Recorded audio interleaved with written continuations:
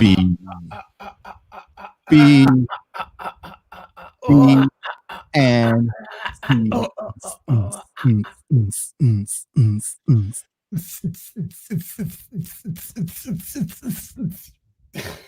Hi. Hi. Hi. No, you might actually have to put yourself up. You're low. I'm low again. You still, yeah, you've gone low again. You can That's make me low again, ladies. That is really crazy. Crank yourself up. I'm cranking it. It's crank. Give it a good crank. Cranking everything. I've boosted absolutely. There, I can't think of anything else that it would be. Oh my god! Unless it's not like going through my regular mic. Hang on. Oh, it says it is. It says it's going. How does it sound out there? Maybe there's echo cancellation. Maybe we don't want to do that. Automatically adjust. No, I don't want to automatically adjust mic volume. How's that? How's that? He's not low. He's perfect. Shut up. Wait. But I'm coming through on an echo now. Oh, wait. How's that sound? This? Yes.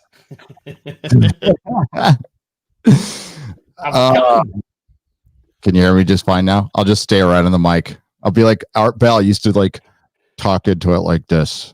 Right, hold on. I'm going to check my sound volumes because you're low for me. So I'm going to check. Are you still the Rockies? Well, mine have been going all wibbly wobbly. Yeah, fucking 12, level 12. Speak now, Gary. Speak. Oh, fuck. Yeah, you're loud. Now I'm loud. Hang on. Somehow my system volume had gone down to 12. How's that? Oh, you're loud. Yeah, you're nice and loud. I'm really loud. Okay. Yeah. Oh no, you're fine. It's good. It's like a good. It's like a good in my ear loud. The Rockies. We have the apocalyptic line. See, all I have to do if I want to is this, and then I put you in check without interfering with the stream. Oh, nobody puts me in check. Nobody puts baby, and I can't. See Perry Chan's little B.B.C. thing. No, I didn't. But Perry helped me edit my Mandalorian video, and I like it so much. I'm gonna put it on the motherfucking main channel. I like your new channel. You like that? I like it too. It's Perry's a member of the team, and he's freaking awesome, and he's a good person. And we love him so much. But no, is it on Twitter right now? Did he put it on Twitter? Okay. Yes. Well, can you share it? Yeah, I was going to say let's share it, shall we? Watch it, shall we? Let's share it together, because sharing is caring.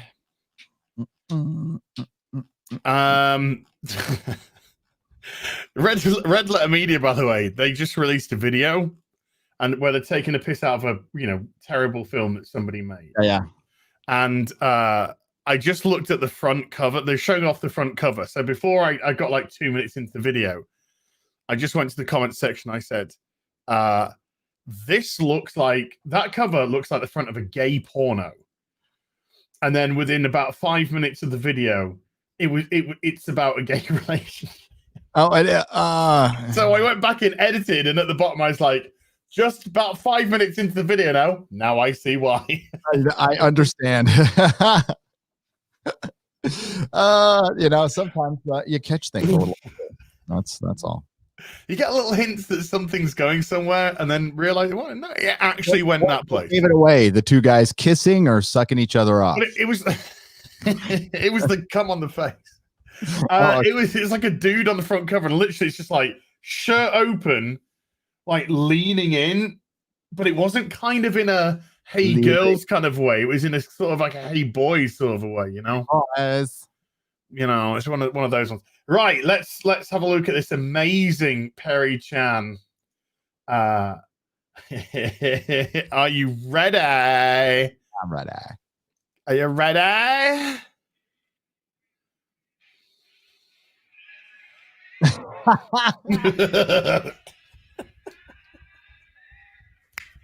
We can't hear it. Why can't we hear it? Oh, shit. Which pillock forgot to share audio?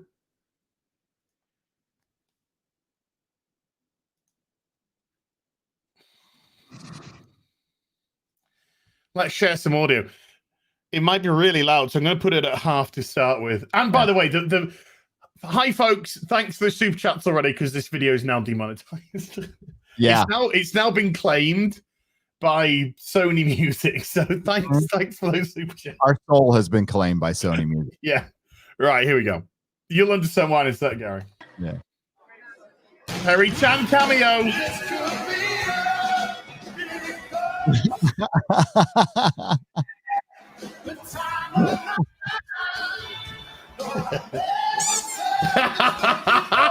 Squeezing those bum cheeks.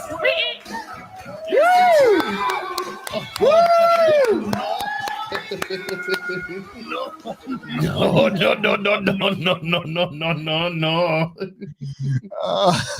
Hail Perry Chan. Hell yeah. That was amazing. That was absolutely amazing, that one. Wait till you see your cameo on the Mandalorian video, dude. It's so good. Oh, what?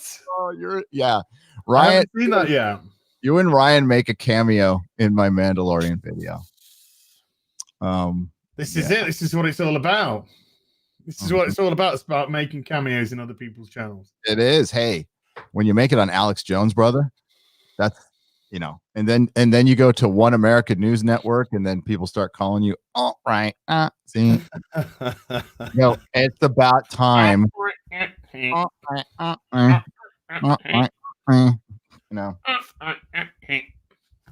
Like, yeah, every time I watch Star Trek with my Nazi friends, we really enjoyed it. We just turned off the Uhura scenes, and I just use Tipex on the screen because I know where she's going to appear, so I just Tipex around the areas. Or whiteout, you call it whiteout in America. We call it whiteout. Yes. Yeah, just bit of white. We used to sniff it before we used it, so yeah, it's all good. Yeah. That was invented by Michael Naismith's mom, who was the guitar player, the only musician in the Monkees. Yes. Hello, that is a beautiful looking drink, isn't it? What cocktail do you think it is? I think Sex it might on the be, beach. It's like something with milk in it, and that's all. Can you make a cocktail? There's going to be something with milk on it very soon. This is where my I've been sober for years kind of. And I'm like, the kind of cocktail you drink. I don't know. Yeah. It's a Mojito. Mojito. It's a Mojito. Oh my God! Look at this art on the inside. Remember when art was, dude? I mean, just like second page. You look at this and you like, that's great.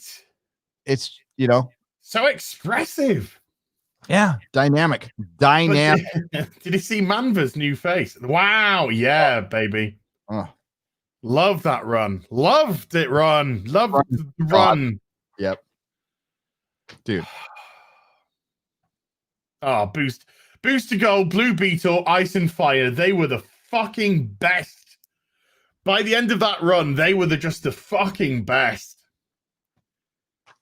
God damn. They were good times. I love that I'm getting into DC and the back issues are just so fucking cheap. And it's like, for now, I mean, I don't know if that'll last forever. Who knows? But what do you mean when DC goes out of business? They go out of business and people any day now. Oh, they're so. I saw that 616 that Ethan did a video on. Is it just a Dan Slott hit piece? It is. They make him look like a complete. It's supposed to make him look kind of cute and funny, and it's like, no, it makes him look like a complete idiot. So Dan didn't hand us scripted again. He's such a fooey. And all it says is these people don't give a fuck about your comics. No. They don't give two shits about your comics, folks. Not a bit. I know for a fact that artists and writers they both fuck off a lot when they probably should be working. They have a lot of F off time. That's why it's a great job, especially now when you're I wish Dan Slott would fuck off. I wish he would too. A long time ago. Yeah, in a galaxy far away. You can see. I had a conversation with a comic shop owner. A comic owner. Comic owner. Yeah, he owns. Which comic do you own, dude? It's X-Men 28. Yeah. No, a comic shop owner. Jamie Newbold at Southern California Comics. And oh yeah. He said he's adapted well during the COOF and never done better, while other shops are dying. And there's a real easy answer for that. He's a comic shop. He's like a comic shop. There's some statues there. Yeah. There's trades, but it's comic book. First and foremost, this guy knows what he's doing. He knows how to buy collections. Yeah, you can't just like be the newsstand store and expect to survive, No. So he's so much so he bought like a hotel, and he's gonna kind of retire out of the comic book business. And I would this hotel, yeah, because it's about to die. I mean, properly die though. It's already dead, but it's a zombie right now. It's still shuffling around, waiting for somebody to stick something in its head. Yeah, he just said as far as new books goes, I'm like, God, new books can't be doing much for you. He's like, no, you're just selling the same things to the same people. We haven't been getting new customers. Yes, as far as those are concerned, he gets new customers from other shops for his back issues, which are just flying. And and back issue sales are up. Like it's crazy. The back issue market. The place where I get mine, the guy said, I am fucking floored at the minute. Floored. We're just trying to get shit out. People are just ordering back issues like there's no tomorrow because there might not be. Yeah. Maybe I should start selling some of mine. I don't know. I've got so many comics. Oh yeah, Mrs. Nerdrotic would like to get I bet she boxes out of the garage. Well, I'm showing you what I'm gonna be doing today, dude. What's that? Let's get a handful. I'm gonna be doing. Yes.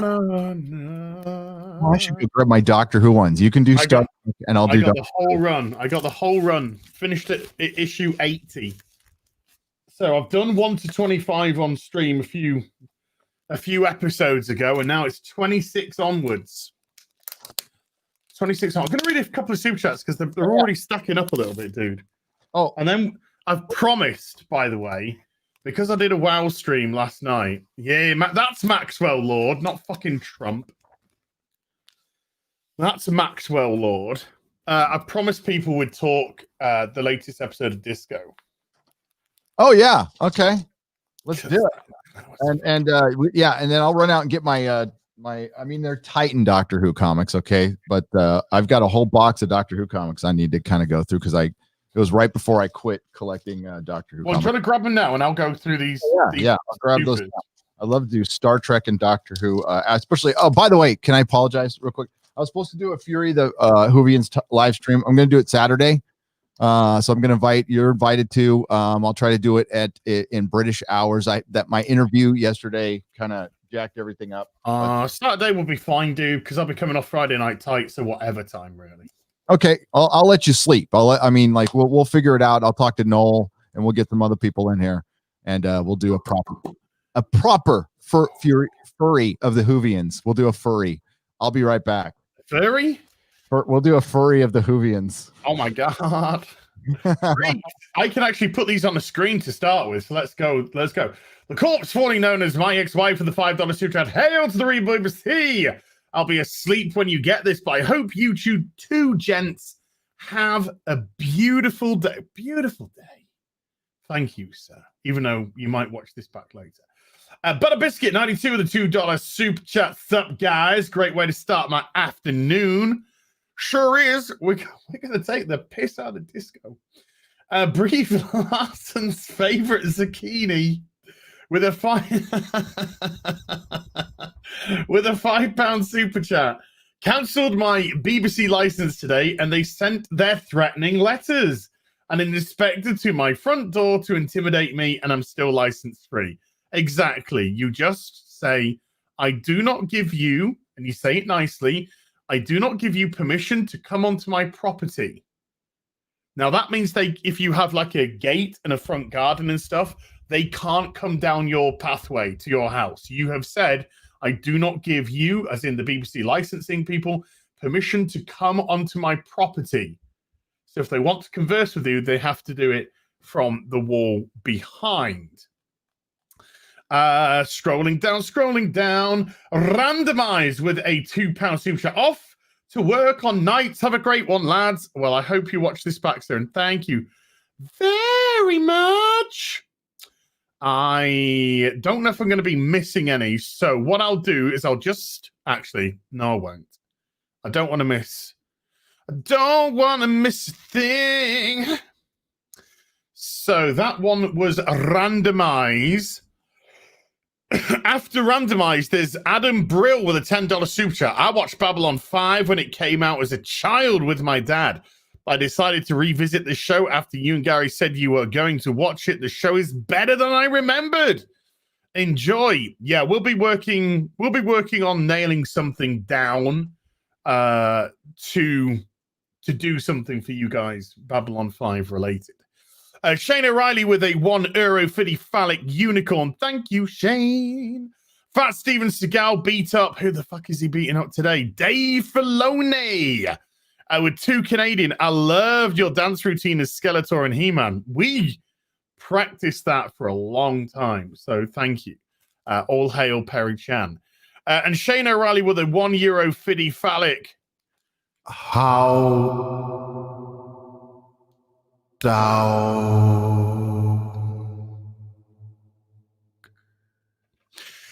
Scottish Nerd with a £5 super chat. Good evening, gentlemen. As it has been a while, it has, sir. When are the 2 greatest live streamers getting around to watching Babylon 5? NERDROTIC Daily is fresh. NERDROTIC Daily is always good. We have yet to nail down an absolute specific time, but we will. That is a promise. We will do something related to it. Phoenix Tangent, oh my goodness, with a $5 super sticker of a hi, or a ha. Pair, which I think was probably for the Perry Chan video. Steve Carter with a £2 super chat just for claim. There you go, Steve. Thank you. Taker 610 with a $2 super chat. Can Perry hair and beard swap the two of you? No. You're in the Steadfast with 10 Canadian. Oh, wait. There we go. Hold on. I'm back on, I think. Boom! There we go. Here in the Steadfast with 10 Canadian. I live in Canada, and in my province, we are under total lockdown. Only essential items. Got told a can opener is a non-essential item. Of course, it's a fucking essential item. How else are you going to get to your goddamn food? Tell the person they're a stupid arsehole and fucking whack him around the face.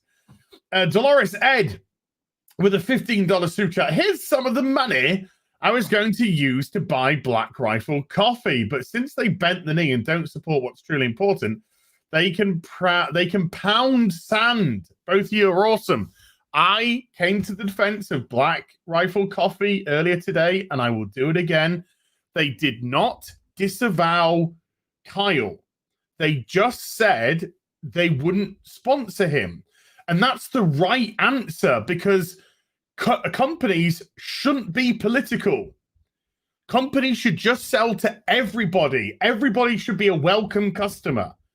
So they're quite right to say, we're not going to sponsor Kyle because he was wearing a Black Rifle coffee t-shirt, because it's not a political statement they're trying to make. They just want to sell coffee. So they didn't disavow Kyle. That was Ian Miles Chong being a fucking douche as per usual. Ian Miles Chong. So that was just him being, I wouldn't say fear-mongering, but definitely twisting the truth. They just said it's not something we would do. It's not. Somebody said, would you sponsor him? And they said, no, we wouldn't sponsor him. They did nothing wrong. But thank you for the super chat.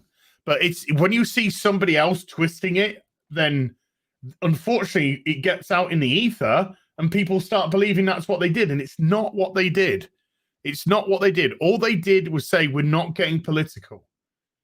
Because if they would sponsor him, it would be a political statement. And a company shouldn't do that. They did the right thing. What do you reckon, Gary? Do you want to agree, disagree? With Kyle, well, I mean, with Black Rifle Coffee. Okay, so did he ask for them to sponsor him or something? Okay. No, I think a reporter asked, would you sponsor? And they just said, we wouldn't, it's not somebody we would sponsor. Yeah, I mean, listen, I agree with that. But I think, and fuck Miles Chung. Guy's a grifting piece of shit. Yeah. And he tries to push that narrative, and he's the first guy who'll do something like that. Okay, so what he's trying to insinuate is there are companies and situations and people who were on the right who are now jumping off the right. Here's the underlying motivation. Here's what Ian Miles Chung was trying to say with this passive aggressive fucking bullshit. Is there are people jumping off the right now because, for one, there are front runners in this world, and as right now, the perception is that the president is losing ground and is losing. It has not been decided, but that's the perception put off by the media. And you're seeing a lot of people who were hooking their wagons to something will start unhooking, including Ian Miles Chung will be the first person to unhook his wagon once that stops being profitable, because his beliefs are not. There are none. So I think that's what he's insinuating. Yes, companies need to stay away from being political, and we can't jump off them when they won't, especially since Black Rifle Coffee has supported a lot of people, and we can't be SJWs and just fucking, especially when it's a hypothetical. This was purely a hypothetical. If they were actually, they say that now, maybe they change their mind when they're presented with the situation. I mean, they just had a reporter ask them a question off the cuff. And and if you don't answer to somebody's to their exact beliefs, that's kind of SJWism right there, where you're just like, okay, he disagreed with me with one thing, fucking he's dead forever. Fuck that. No, we cannot be like that ever. I don't think companies should be political ever. No. Kyle's not a celebrity. The only reason why he's in the spotlight is because of what happened. So it's not like Johnny Depp, shall we say, who's a well-known celeb. So if they did sponsor him, it would be purely a political thing, and a company shouldn't do that, because if you do a political sponsorship, then you alienate you're alienating half of your potential customers. And what they have been doing is not discriminating with their sponsorship. So that's simply all they've been doing. And that's all we need to ask for. And everybody's got your ideology and you have a right to it. And I've always said, and you've always said too, it's always welcome here on this channel. And that's all I say is vote. I don't care who you vote for. All I say is vote. You exercise your power to vote. We cannot be canceling though. We can't be. No, I don't care if you're on the left. I don't care if you're on the right, centrist. I don't care. You're welcome here. You're always welcome here. Yeah. People sometimes, again, they are, and I'm like, I have no skin in the game with Black Rifle Coffee. They do not sponsor me. People have sent it to me. I like it. I drink it, but I drink all kinds of coffee. I just think we should take the higher road once in a while. I know it's tough because they the SJWs and the NPCs use that higher road against us all the fucking time. But we need to continue doing that because that's how we continue to win. They might win because they're backed by big tech and all of these institutions right now. But that's only for now. That's awesome. So understand what you're saying, but I Black Coffee did nothing wrong. Black Rifle Coffee did nothing wrong. Yeah. Black Tiger from one black to another. Sounded a bit bad that. Black Tiger 001 with 2 Canadian. I might be wrong, but white Russians have milk. Right. A proper white Russian would have cream. Oh, well, cream milk. cream. Yeah. So yeah. But yes, milk is absolutely fine for a white Russian. Matt Guy with a £2 super chat just got Batman 3 Killers 62 collection. Thoughts? Covers are amazing. The covers to 3 Kill. I haven't read that since fucking hell, 20 years. The covers are absolutely incredible for that. So yeah, they had like the kind of painted covers, like pulpy painted covers. They're really, really nice. Oh, that's why here my big purchases at the comic store besides supplies was I got a set of Superman 2 photos. Yeah, nice. Warner Brothers. Warner Brothers. And I got some more. Is that Warner Brothers? It's Warner Brothers. Some treasuries that I probably already have, but yeah. Damn! Look at that Shazam live action, dude. Yeah, dude. And Superman and Spider-Man, Battlestar Galactica. God damn, some nice little tings with the tings there. I needed this Miracle Man. There we go. Oh, yeah, look at that. That's gaming though. That's gaming right, that one. Well, Gaiman's beginning to realize what's going on. Bit late for him. Look at that back of the comic. Oh yeah, I love Batman Returns. Star-Lord. More Star-Lord. Star-Lord. Nothing but Star-Lord. Galactica. Ductator. Not a dictator. Wow. Damn, that's beautiful. Covers. Oh, look at this one. Is that Submariner versus Hulk? Yep. Damn. That's some fucking good cover there, dude. Ductator with 50 Danish Corona.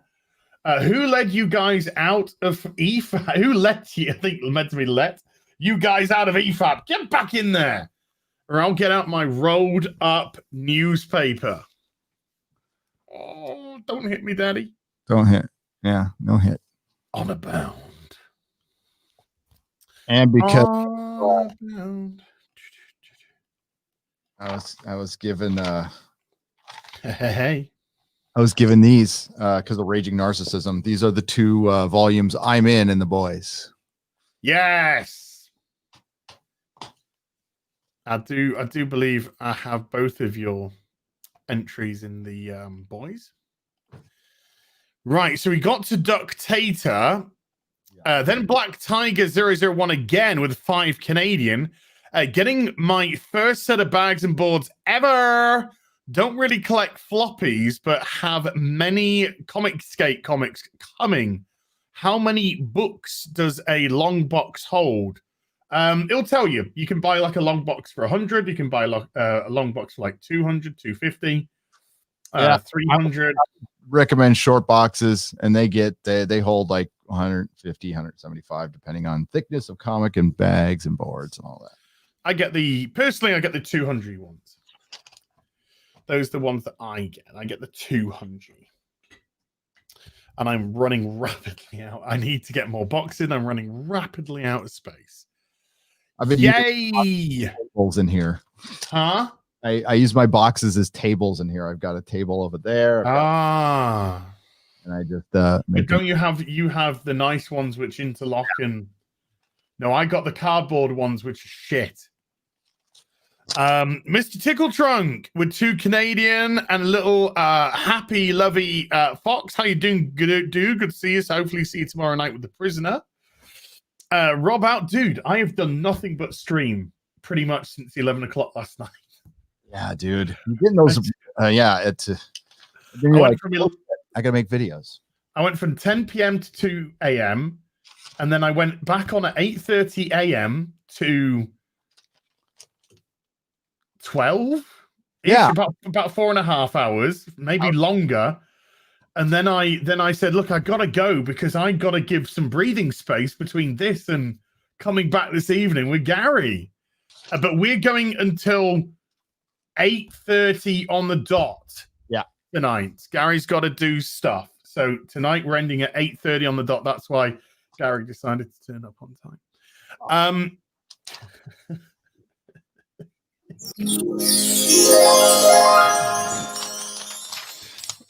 Ouch. That hurt. Somebody said yesterday, we're talking about you and timing. And I said, now that's it. They were saying, I wish Friday Night Tights would start on time. And I said, Friday Night Tights always starts on time. Just Gary's time, but it always starts on time. Yeah. Gary's time. And Gary's time is when it's time. We end up talking for a half an hour. Yeah. Yes. Live. And I really need to just hit record because it's some of the best shit we've ever done that you've never heard. Yeah. Well, I mean, in all fairness, some of it probably couldn't make air because we talk like normal human beings, and you're not allowed to do that on the internet. We do that. Well, and like some of us are catching up. We haven't seen each other all week. We're all, how's it going? Yeah. So we keep saying, right, I've got to rush at the end, and then we finish, and then we're just there for like 45 minutes chatting. And then, and like every time we start up, like Jeremy's got to tell us how great his channels are doing. Yes. And then Odin tells us what he's got for dinner. Ryan, cries about fucking the EU and whatever else he bitches about. And, and then our guest sits there going, what the fuck are these people doing? We got Gundam this week. It's a Gundam. I saw his video 2 days ago where he put up his analytics and they look exactly like mine. It's the same thing. It's like, hey, we're doing great. Look at this. Yeah. Bye. And it's all, so it was, and he put up Geeks and Gamers. He put up somebody else. He put up his and at the quartering and mine looked the same way. And I'm sure yours did. Yeah. Quarterings took a pounding as well, didn't it? No pun intended. Quarter pounder. Oh. Heyo. I think I'm going to ask Carrie to come on and do an ass chat. So one-on-one ass chat. I think you should. We're going to have her back on, I think, later in the year on Friday Night Tights. But yeah, I think we ain't got long. We ain't got long. We got about 5 weeks. Yeah. And then that's it. That's it. A year over, dude. Year over, dude. Well, she was very popular. I probably could have. Oh, so Friday Night Tights, I usually do a backup recording. I've got two little buttons. I got stream and I got record. And I thought I hit record and I didn't. And it's still processing. Like it hasn't finished processing yet. Nice. Well, it was like 6.5 hours. It was 6.5 hours, but it should be done by now. Let's go. Sorry, go on. No, I just put it back on the channel. I just said, fuck it. I should have just left it up there. Yeah, normally after, like we've just been discussing, normally after, I was going to say it felt that long. Normally after Friday Night Tights, we have, we also have like a chat afterwards. Yep. But this week, I was literally like, guys, I just got to go. I got to fucking go to bed. Yep. I just literally walked from here. Well, sort of dragged myself because my legs were fucking dead. Yep. And then just flopped into bed. Boom. Out. Yep. I stood up and I think my balls fell asleep. Yeah. My legs were just like, whoa, dude. What the fuck? We've been sat down way too long. Shit. Where can I start? I'm trying to work out where I can start from. Andy. Okay, so I got to go through. Rob Altis with a $5 super chat. Az went ahead and watched Prisoner Fallout episode. Wow, couldn't resist. Well, tomorrow we're going to be discussing the penultimate episode. Week after that, Fallout. Legalize Adulthood with a $50 super chat. Thank you, sir. Lots of planets have a north. 9. God bless him. Well, sorry. 64 trillion, 258 gazillion, 588 badillion. Fuck you, Chibs, you fucking. Yeah, is that the amount of money Jeff Bezos has made in the last week? Or yeah. It was actually both. They both correlate to be the same. Hail, my brothers from another mother. Here's some funds to soften the lockdown madness. Sir, that is great considering this stream's fucked already. Yeah. We've been claimed, and I just said see you next Tuesday. So that's that stream done.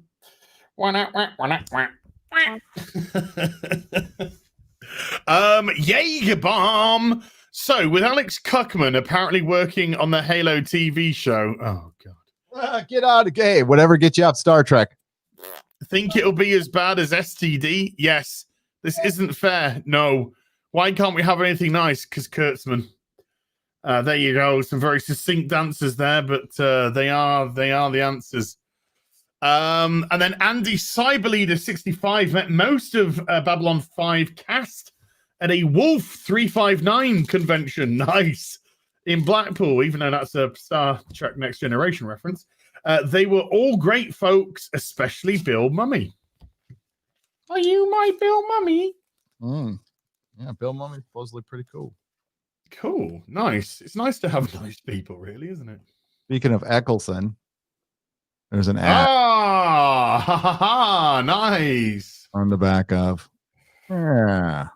Max Relax with a €5 super chat. Here's some wampum to keep the show going. Thanks. Thank you. Thank you, sir. And then how are we doing? I gotta see where people correlate to on the thing, because that was the last one I had. And then if I've caught up, well, I say caught up, if I've got to the front of the screen, we should be okay to go for a little bit. Max Relax. Yes, we are right. So I can that's where we're gonna go next, but we'll talk for a bit. Star Trek, what a fucking pile of shit. Okay. This week's disco episode, what a fucking ripoff, man. Of so many things. Yes. Just let's steal and steal and steal and steal and steal. And then do it all terribly and much, much worse than the actual stuff that we're stealing from. When they did the Running Man, as soon as they did we got bombs at the back of our head, I was like, fuck off. They're gonna do Running Man. And then they did the fucking scene. They actually stole the scene. Yeah. Fucking hell. Why aren't they getting fucked for plagiarism? I don't know. I mean, like Star Trek Picard ripped off like things I wasn't even aware of, like was video like Mass Effect and shit. Yeah. Armed and Dangerous, Elite, Armed and Dangerous, Mass Effect. Yeah, there was lots of rip-offs with that sort of stuff.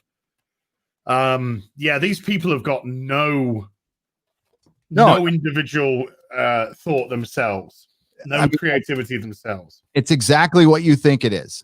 It's exactly what you think it is. It is soap opera writers getting in on Star Trek. They don't know shit, and they are desperately going through videos, watching sci-fi movies, ripping off concepts whenever they can.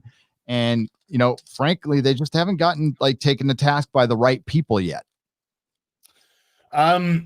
It's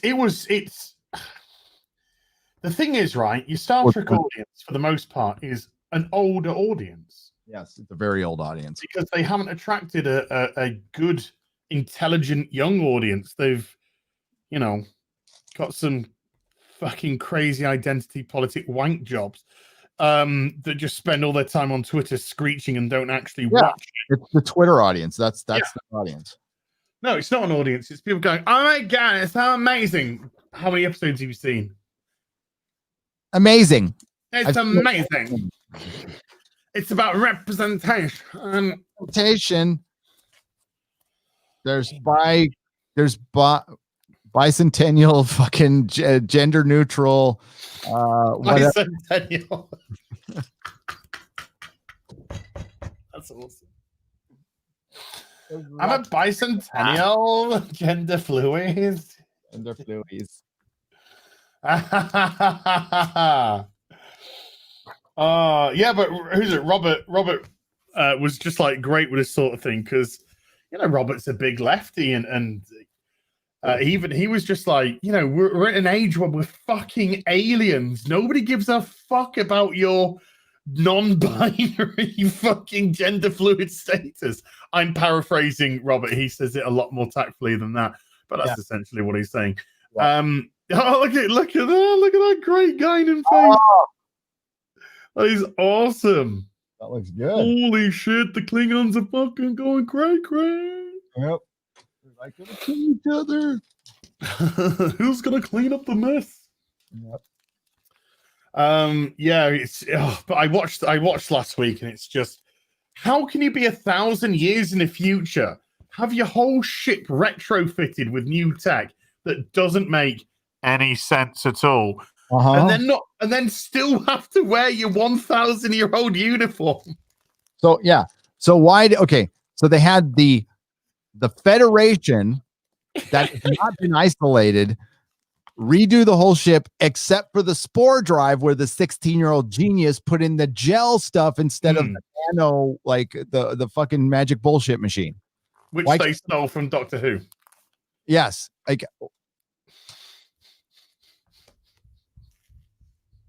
and none of them have got an original thought in their fucking body. Oh. Okay. Yeah, just a 16-year-old girl just suddenly knew how to upgrade 1,000-year-old technology on a ship that has been classified, and there's no details about spore drive at all in any Federation database, but somehow she knows how to retrofit it all. Fuck off, you fucking stupid binary bint. Here we go. Dogs of War. Nice. Just stupid. And then, of course, they all just have to have a stand around going, do you know what? What's that? You're amazing. Yeah. You're just amazing. Has anyone ever told you you're just amazing? Actually, yes. Earlier today, it was you. And you were right, because I am amazing. Well, I know. You're amazing. So they're writing from experience. So they're writing like, how many times a day do I need to hear I'm amazing? Yeah. A lot. I need the validation. Like, nobody's amazing. Okay. Nobody's amazing. People are really cool. Some people I quite like, but nobody's amazing all the time. I just got an email. I got a response to this email saying, I was a bit disheartened I didn't get a super chat shout out the other day, nor Demon Souls live stream. I commented, Blacks, I hurt Bungie, Blacks at Bungie, in response to your recent Bungie news topic stream. I'm not sure if it was due to the mixed audience in the live stream, or you missed it. But anyway, dude, take care. Dude, I read it out. I did read it out. I think you missed it. I'm so sorry, but I did read it out. Yeah, that happens. Because I distinctly remember that super chat. So I did, dude. I did. I think maybe you went to the loo or something, but I did read it out. I promise you.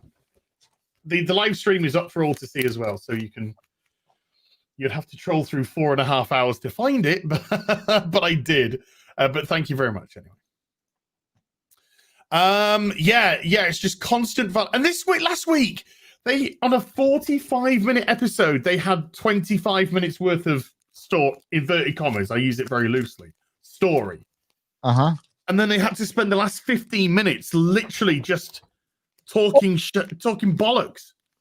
Yeah, the story. Okay, the adventure that they're on ends with 15 minutes to go. The final battle was. I mean, do you want to go through the whole episode? I mean, if you want to, we can do it. Let me get my notes, man.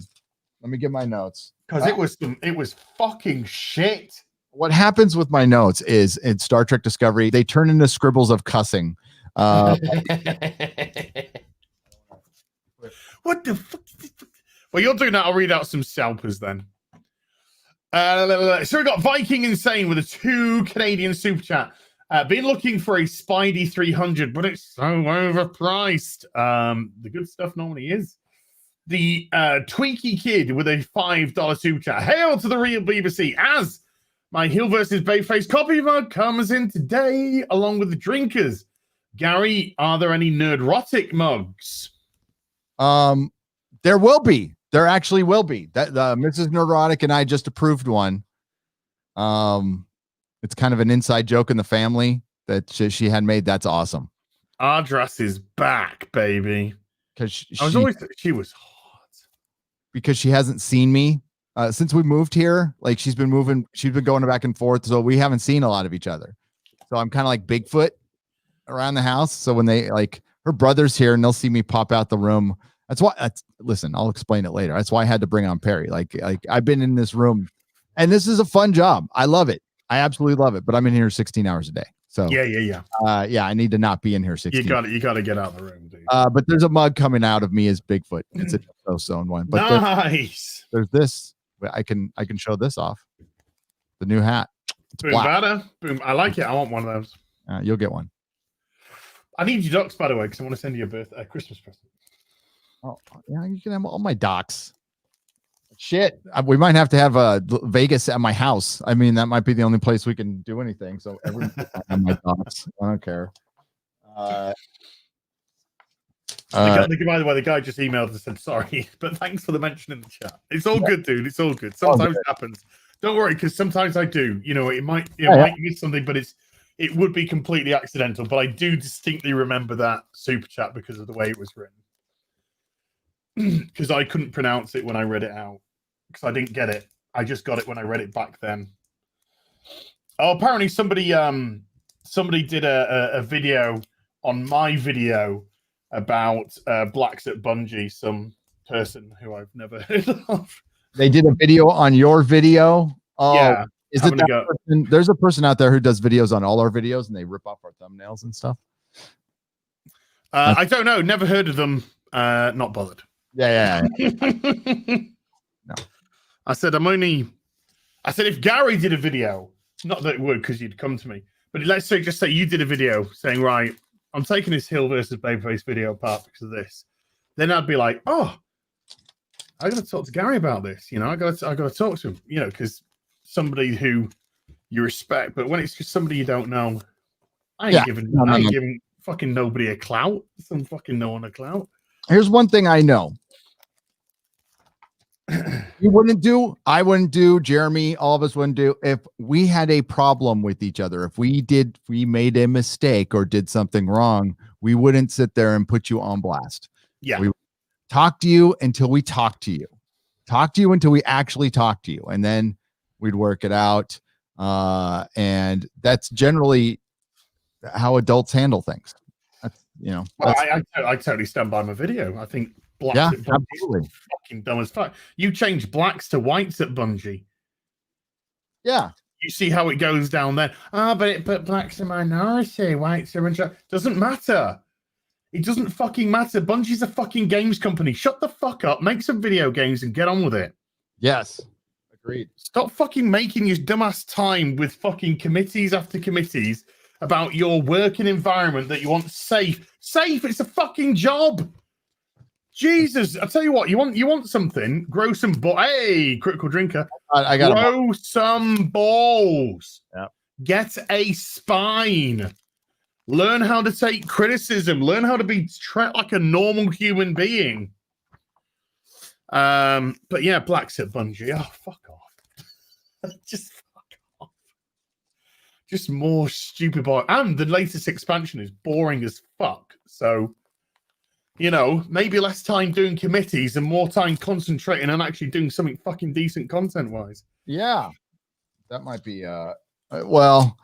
Oh my god, it's my great uncle, Percy von Higginbottom. Oh. Percy von Higginbottom, my great uncle, with a $5 super chat.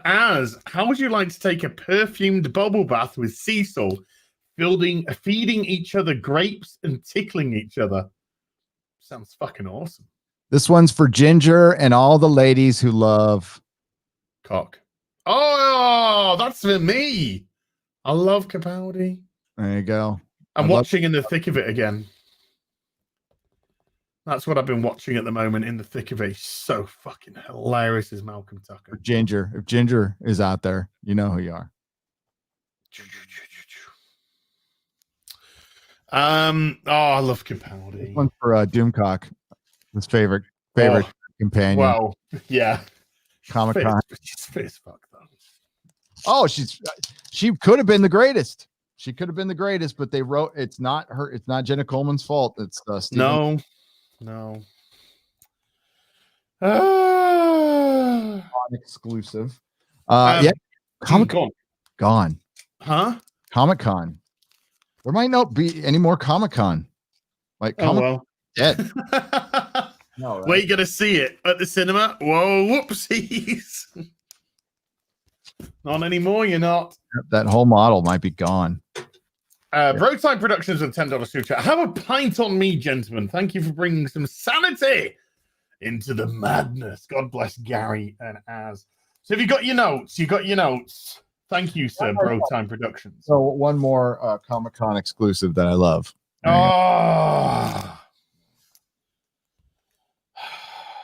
Freaking Peter. Too bad. I know. I think, like I said, he's my favorite. He's my personal favorite Doctor.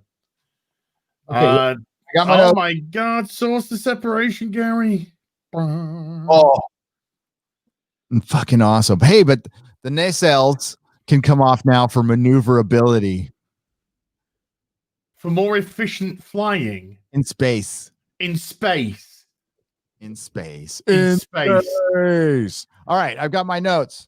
Well, do you know what, actually, before you do, they're actually probably correct, because no fucker on that ship knows what the deflector dish is for. Oh. In actual fact, since JJ took over, nobody understands what a fucking deflector dish is or what its purpose actually is. You see, that's what they should have had as a joke on lower decks. They should have been attacked by a ship, and the captain should have got deflectors up, and then they fire a missile, and it gets through, and it blows part of the ship off. And he went, "I said deflectors up." We did, sir, but that's got nothing to do with shields. Oh, for the love of God, shields up, because people get shields and deflectors confused. That's how you could have done a Star Trek joke. Yeah. But then you just turned Star Trek into a joke. Right, your notes, sir. Go. Do it. What have you got to start with? All right.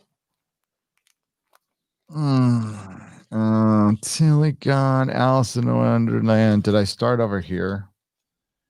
Yes. So we start out with this voiceover, right?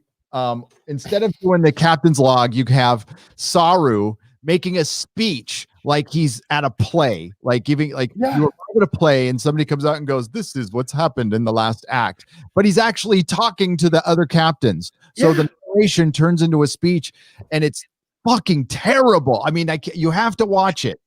But he's like, why did the Admiral just go, we know we did it. Yeah. He's like sitting there going over everything the Federation had done to the ship. And yes, it would have been great if the Admiral goes, "We know we did all that work. You just said we did.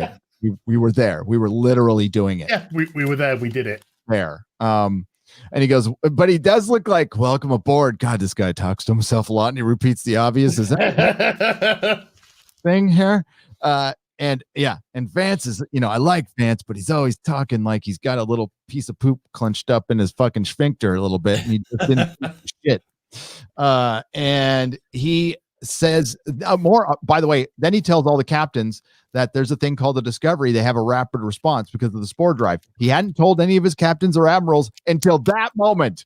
He's in passing. He's all, and it doesn't leave this room. It's like you debriefed the Discovery somehow in an hour, but you didn't debrief your own fucking people. I do this a lot. Surprise! Smack your fucking notes on the ground.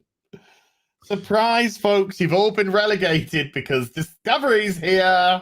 Yeah, but again, it was just like more efficient flying. You spore drive everywhere. Yeah. Where do you need this more efficient aerodynamic in space fucking flying? Now, like Doomcock calls them the nacelles, and I guess I call them the nacelles. Nacelles. When Doomcock's doing that, I'm like, have I been saying it wrong? Probably. I mean, like I defer to Doomcock, so I've been calling them the nacelles forever. I call them nacelles. So they come off now with the programmable matter, which means the whole ship can come apart with the programmable matter, right? Can't the whole ship just go? Well, I don't think the whole ship's had the programmable matter, just the attachment from the. How does the nacelles? It's got fucking Wi-Fi. It's the fucking thing which makes you go into warp. You fucking idiots! If it's not connected. How does it fucking work, you morons? When I get to my full season review, I plan to hit this one pretty hard.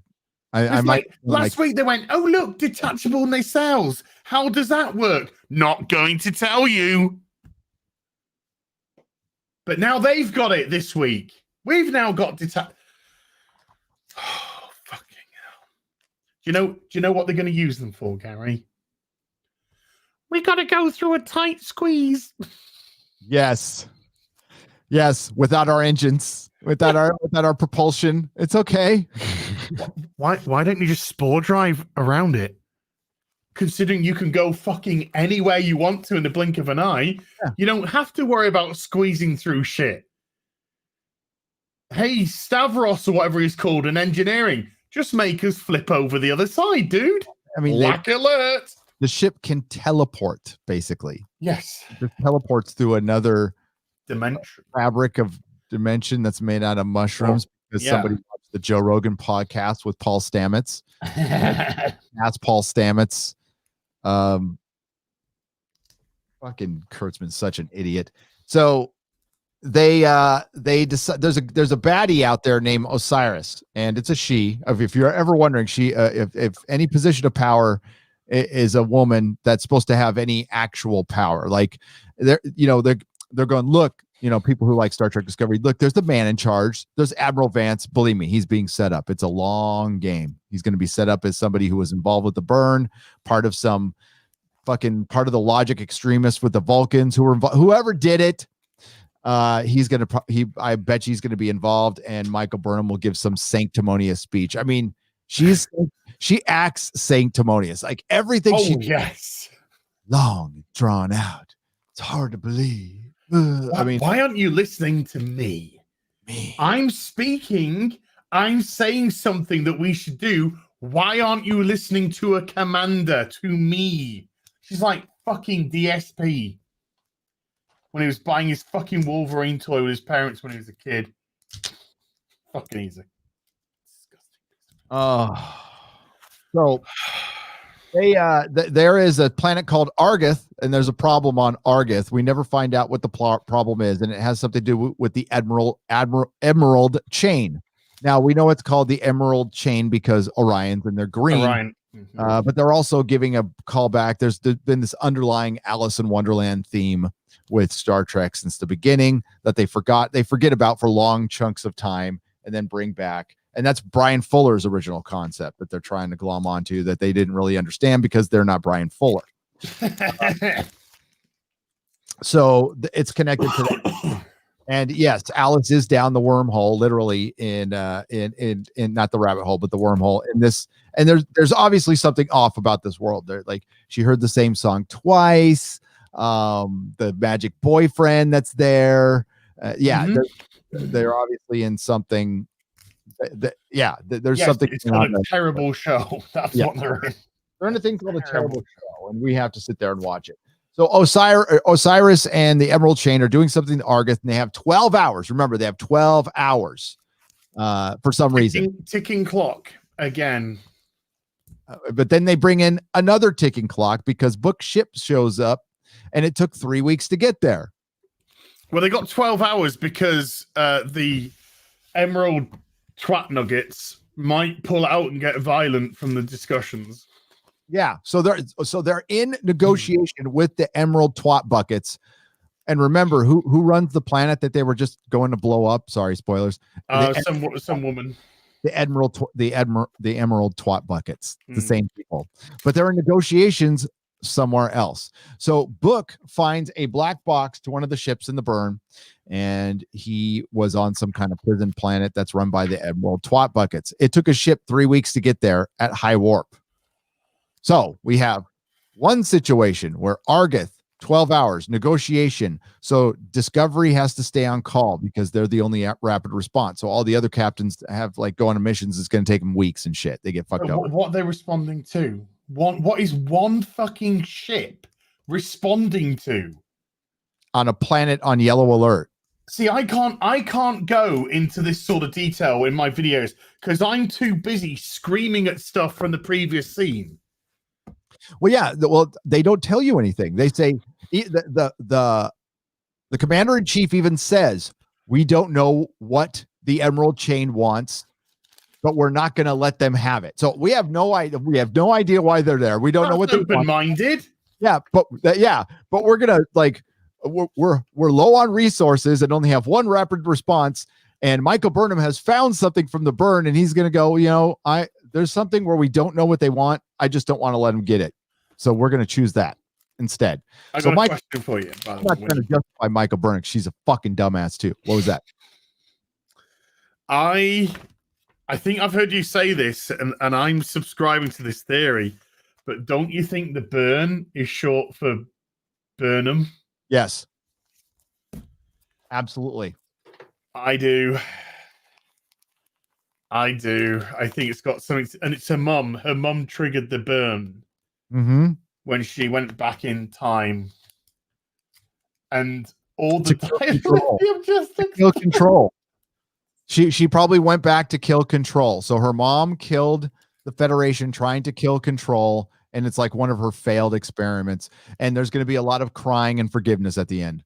Hugging as well. Oh, you really fucked us over, but I was trying the greater good. Mom, you were on your own for too long. You needed to be around me, Michael Burnham. Hugs, kisses, pinky squares, friendship. You're the bestest ever. You know, like what you know that one shill Star Trek channel that hasn't grown in like 3 years. That took the time to go on 4chan and make up some rumors to help do people. He always goes Star Trek. I call people call him Techno Gary, like Techno Boy from American Gods. Oh, yeah, it just makes me think that's your Star Trek fan. That's their audience right there. A retard. He is Polish, so. I like Poles.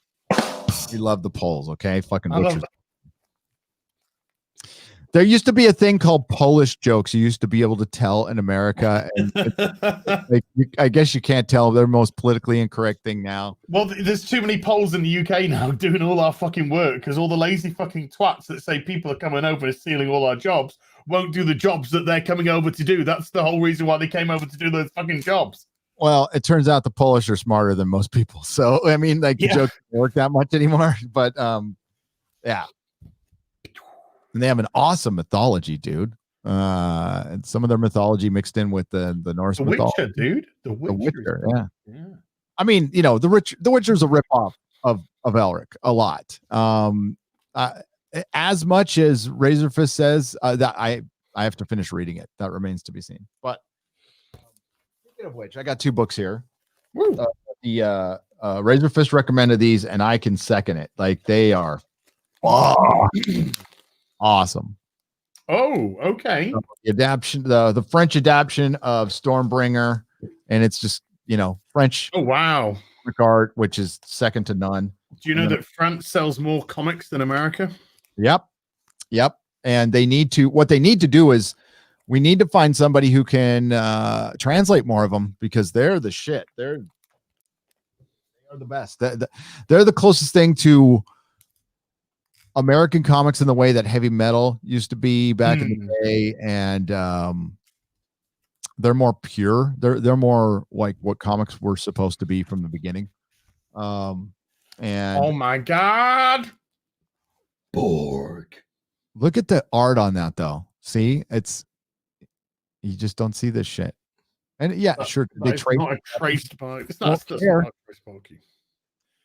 That's hand drawn. That Borg cube. Yep. No turning back. Yeah, boy. So all this boys stuff, and boys. this all comes from this is it. So Mikey Burnham is having a tantrum because nobody's listening to her. Yeah. She found the black box. She goes to Saru. Saru goes, we're part of the Federation now. We need to follow the Admiral's rule. And the first thing she wants to do is obey an order. And she even says something like, let's help him make the right decision. She didn't, did she? Because I really don't pay too much attention when she's talking. I try not to. There's a lot more gray in my beard now. It's because I have to watch episodes 3 times. No, it's not all the shit going on in my life. It's watching Star Trek Discovery. I can handle it. I can't. I have to go on a one watch. I can't go back and watch it again. No. It would kill me. It would kill me. We have to review the finale together, dude. We're gonna. Oh yeah. People have said, can you and Gary please do another Star Trek Discovery video together? So I was like, sure. If Gary's up for it, I'm up for it, dude. Fuck yeah. Oh my God, one will die. Oh no. Is it the Borg or is it Worf? It must be Worf. He looks be Worf, judging by that cover. He looks pretty dead. I like these quite a bit. These are good. Dirk Gently's great stuff. Yeah, I mean they made him David Tennant because Dirk Gently's supposed to be fat and kind of look like a fat version of Terry Jones. Oh, yeah. If you listen to the description, he's supposed to be not a pretty man. Wonderful late great Terry Jones. But I mean, all of Douglas Adams stuff, and I didn't realize this when I was reading it at the time, is repurposed fucking Doctor Who shit. Probably. It's all repurposed Doctor Who. I mean, City of Death is done twice. He does it twice. I love it. And Shada, yeah, it's all like, it's great though. I love Douglas Adams. I do. Because it's not about a stupid plots. The man had the best dialogue ever written. He was the pithiest dude alive. And the fact Hitchhiker's Guide to the Galaxy is just a fucking pleasure to read. It is. It's just a pleasure. It's absolutely wonderful. It flows. It just flows so beautifully. You know exactly. You know, for all the sci-fi stuff and Ford Prefect and all this sort of thing, everything is so clear and concise as to what's going on and what people look like and who, what, and where and how and everything. It's a really good book. Yep. Ooh. Ford Prefect. I used to love my photo covers. Crazy for my photo covers. He was for 26-year-old, 27-year-old when he eventually started filming. So good. Yep. So fucking good, man. I haven't touched this box since Jodie was announced. I might have thrown stuff in there that was newer, but I haven't looked through it, bagged and boarded it, or anything. When Jodie was announced, it's so disheartening, dude.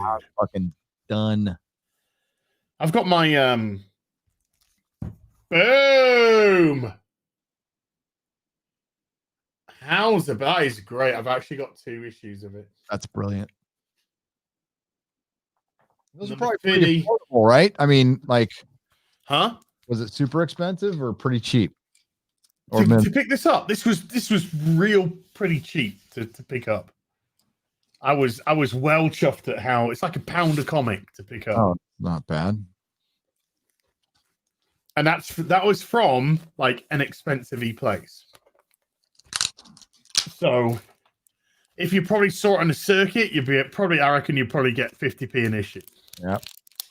Well, there's no more circuit. See, the Comic-Con's not happening. All that money went on eBay and back to shops. It went back to shops who were carrying back issues, who were real fucking comic stores. And they are thriving right now. Jamie at Southern California Comics said he just had his best year ever. Wow.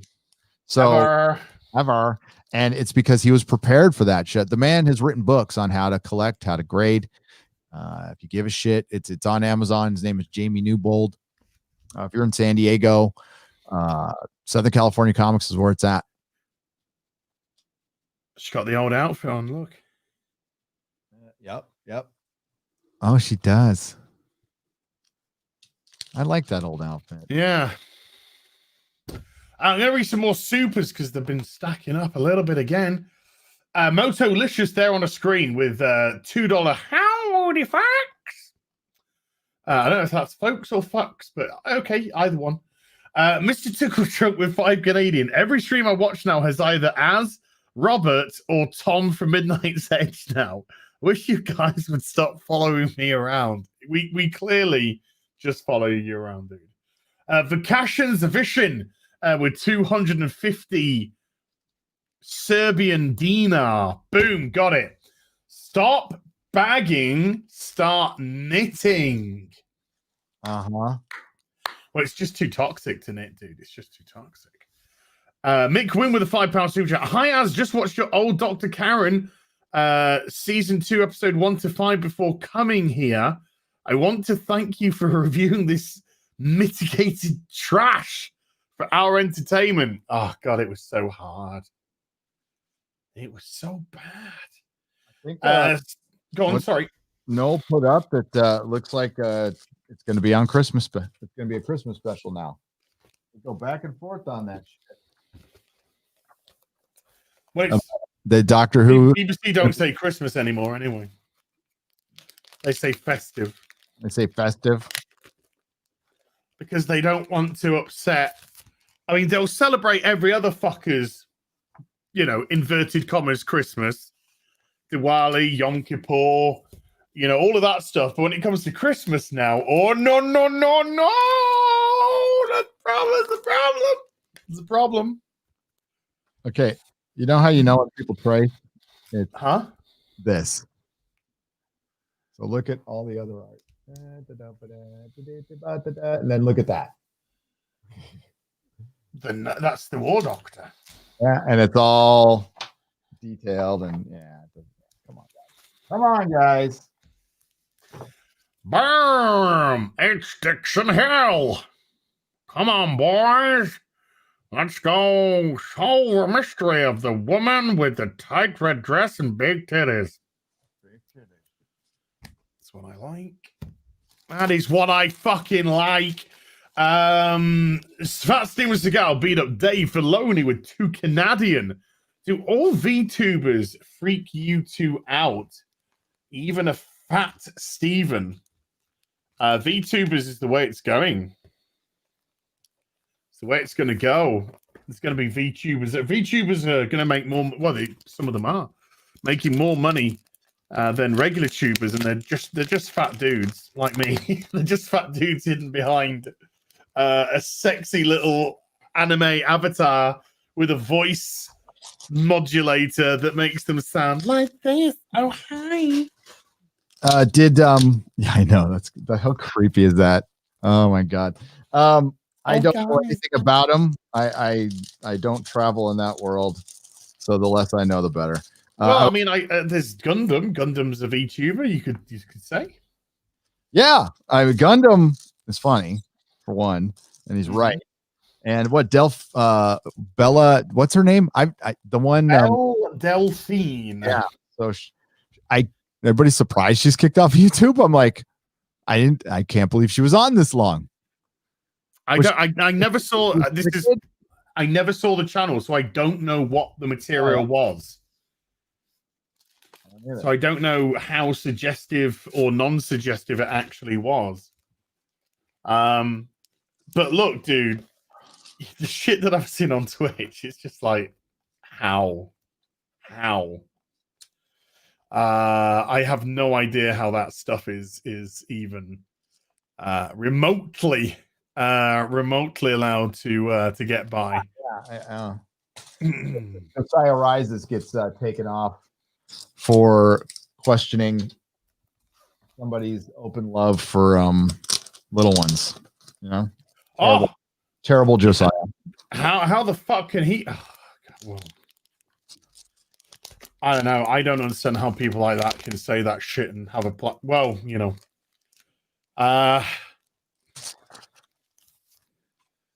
it's well, there you go. And what have we got up for an Oscar nomination? Fucking cuties. Jesus fucking Christ.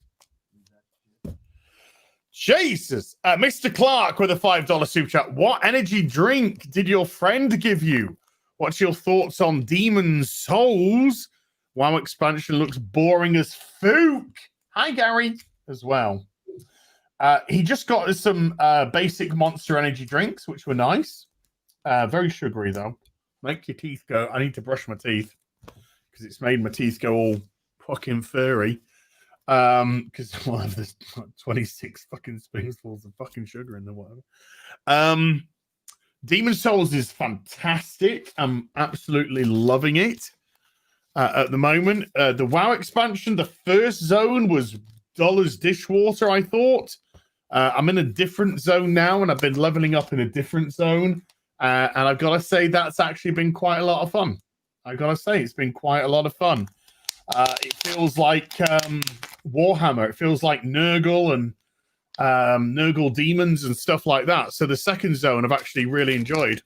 But when I hit level 60, don't you fucking assholes put fucking sellotape on the goddamn. Oh, yeah. Fucking hell. One of my favorite Marvel heroes. Anti-heroes. Deathlock.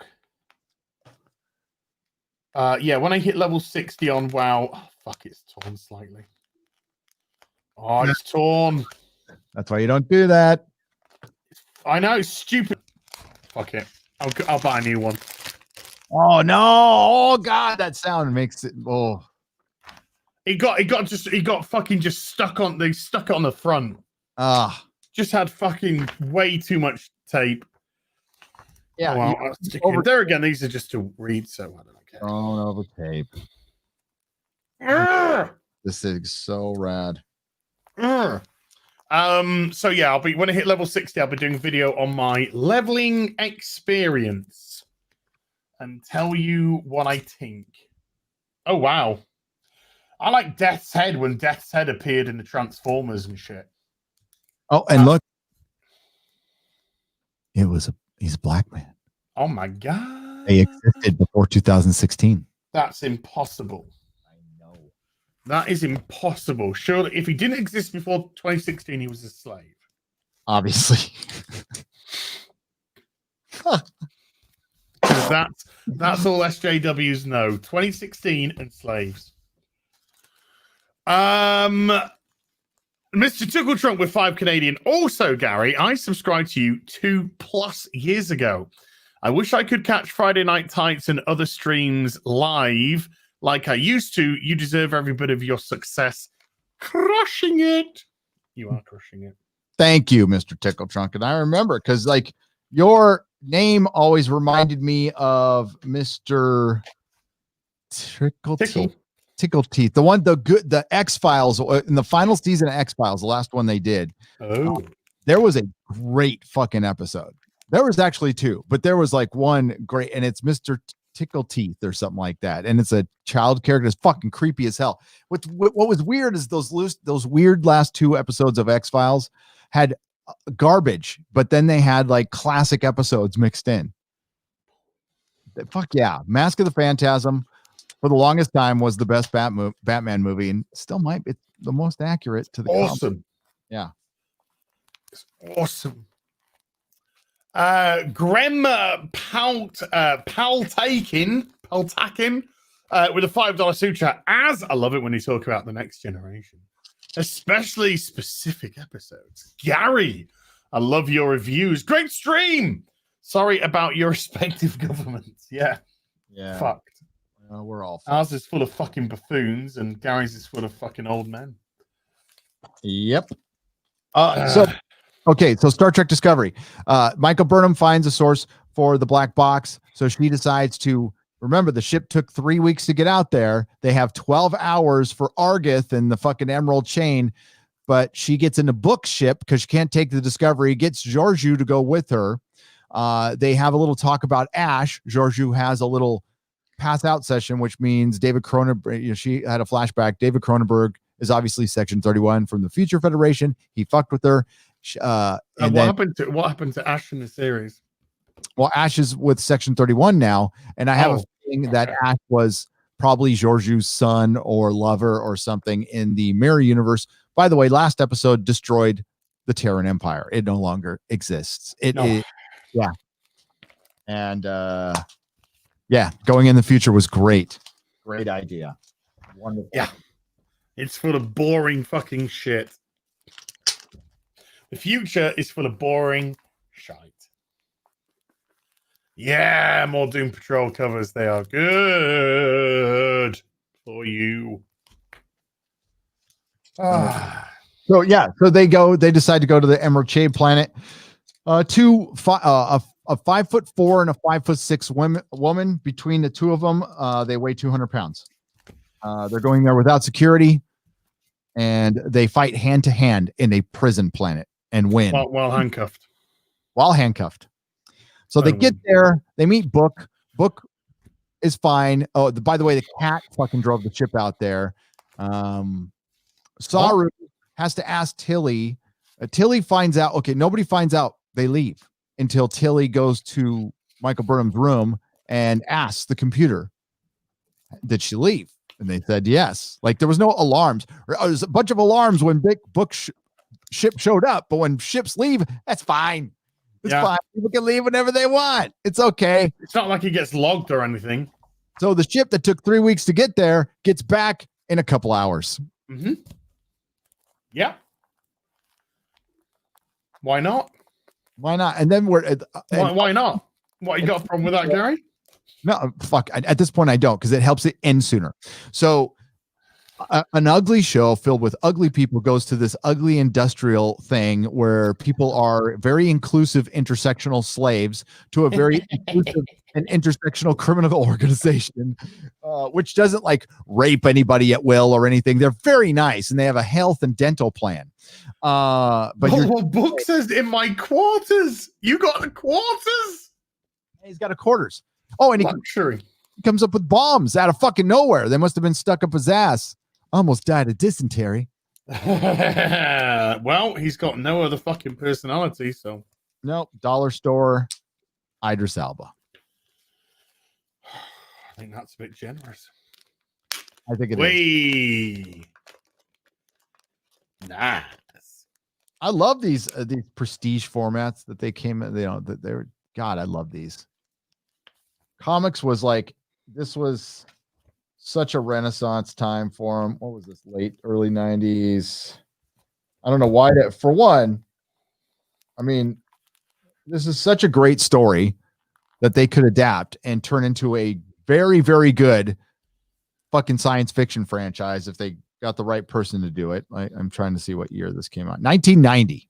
But sorry, you said right person. So that obviously must be Michael B. Jordan. It must be. Oh, Michael B. Jordan. Yeah. He is the only black person in Hollywood. He is. Well, the only other race in Hollywood right now is black. So. Oh, look who's got hair bear. Oh, wow. And guess who that is? Oh, who is that? That looks like a Jack Crusher to me. Yeah. That's Jack Crusher. That looks like a Jack Crusher to me. Yes, I love it. Whenever there's a film mentioned that has a black role, the press, all they say is Michael B. Jordan. Michael B. Jordan. As if he's the only fucking black man in Hollywood.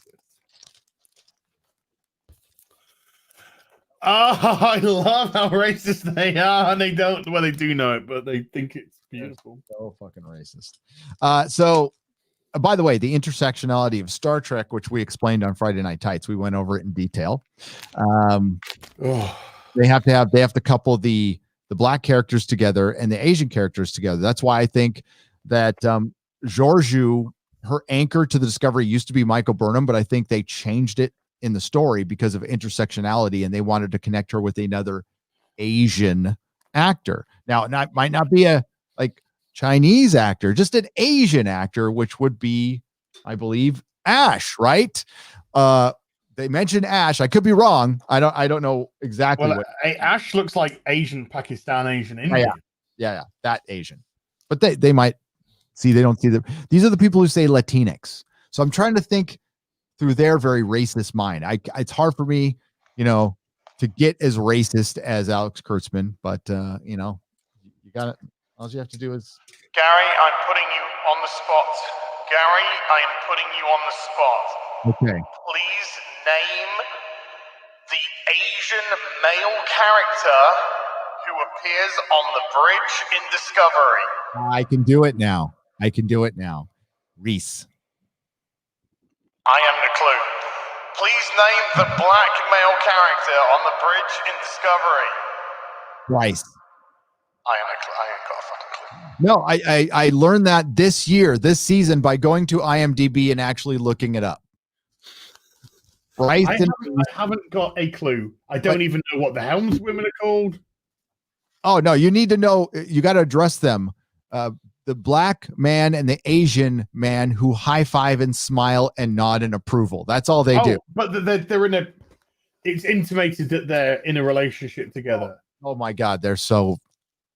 And remember when they said the crew's falling apart, but some are coming together, and it had those two just like, oh hey, Star Trek baseline bisexual. Baseline bisexual. That's why there's no humans left. So yeah, we bred ourselves out of existence. You know why the Mandalorian works and Star Trek doesn't? Because Mandalorian's doing some of that stuff, but they didn't rip masculinity out of their fucking show. The big thing, people that's why they're having a hard time with the Mandalorian. Like, there's no fucking story, but I'm still enjoying it because it's got balls. It's got masculinity in it. And Star Trek does not. It's a female-centric show. That's what it is, a female-centric show. It is not Star Trek for dudes. And clearly, because look at the audience now. They've got the CW audience who was watching the Vampire Diaries, and now they're watching the Star Trek Diaries. Even Book, who I'd say is the most manly out of all of them, he's neutered. Oh, completely. He's completely ballless. He's waiting for Michael to come save him. Yeah, well, he's just like, I'm just really calm. My friend's head just got blown off, but I'm not going to display any anger or any emotion whatsoever. In actual fact, the only time I'm going to display emotion is actual elation when Michael turns up to save me. Somebody, and by that I mean Michael Burnham, save me. Come on. I've been waiting for Michael Burnham. Michael Burnham will kill the fall. So yeah, he's waiting for Michael Burnham to these are just random. I don't know how this ended up in this box, but ooh, I like this next cover. It's that good. Oh God, this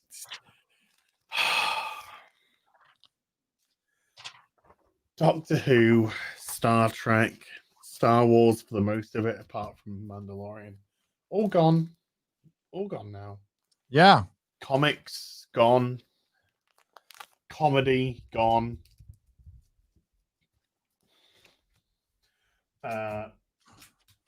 Masculinity gone. And when it shows up, it gets, that last episode of The Mandalorian, we'll go back to Star Trek. I think actually it was Disney Star Wars for the first time since they started Disney Star Wars.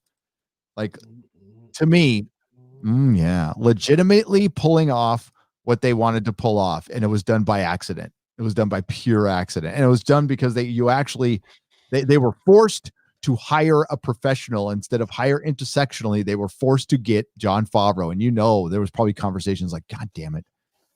We didn't want to bring in another white guy who knows what he's doing, but we have to do it, and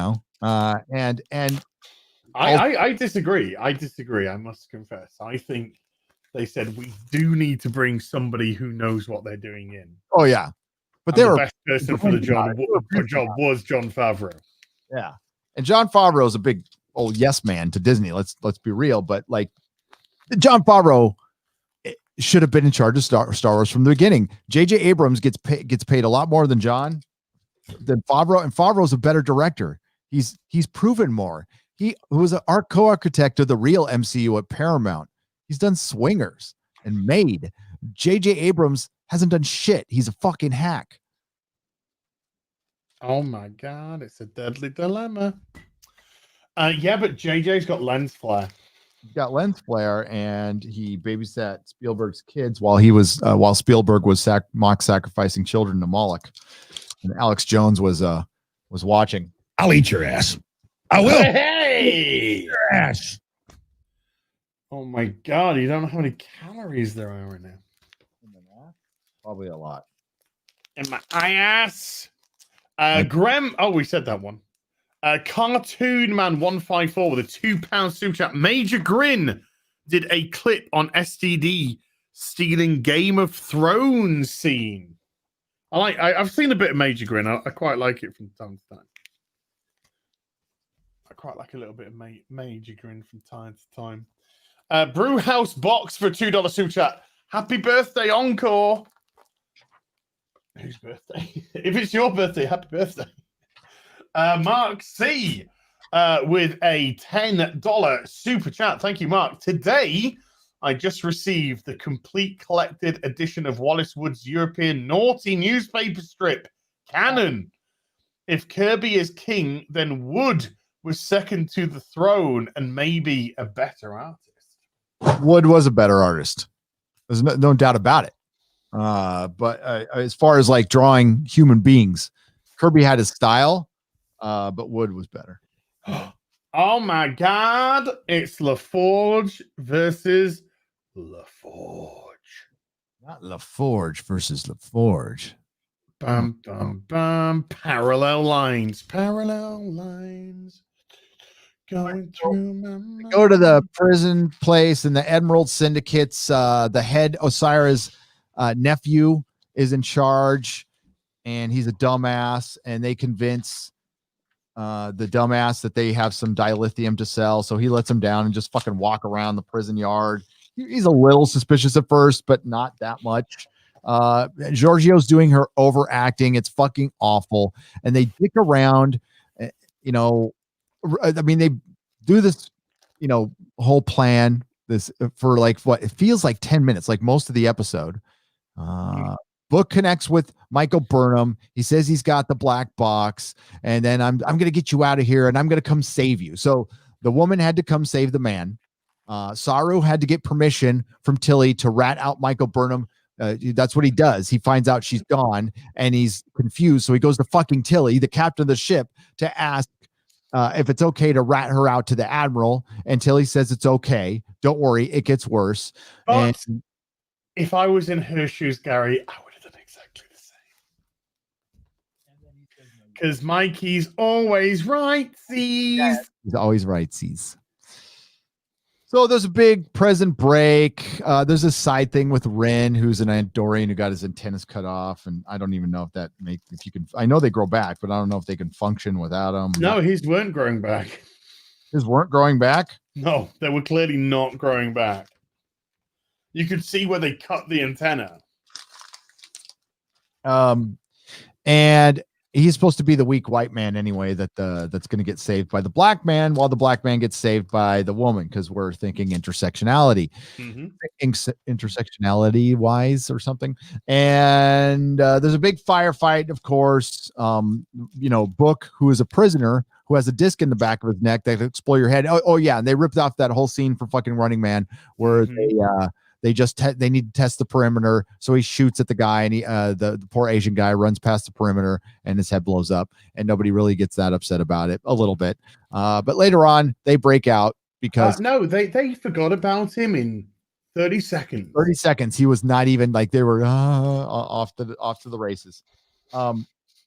And yeah, so they break out with these because they have Georgiou and Michael Burnham, these two very small women with no weapons, and their muscles and their female minds are going to break them out of there. Which, of course, are female.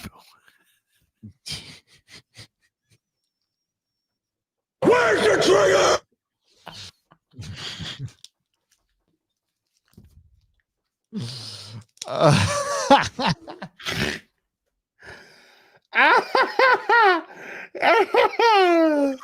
Trigger! I love you, women. I know, times are changing. Ladies can... Women can do that.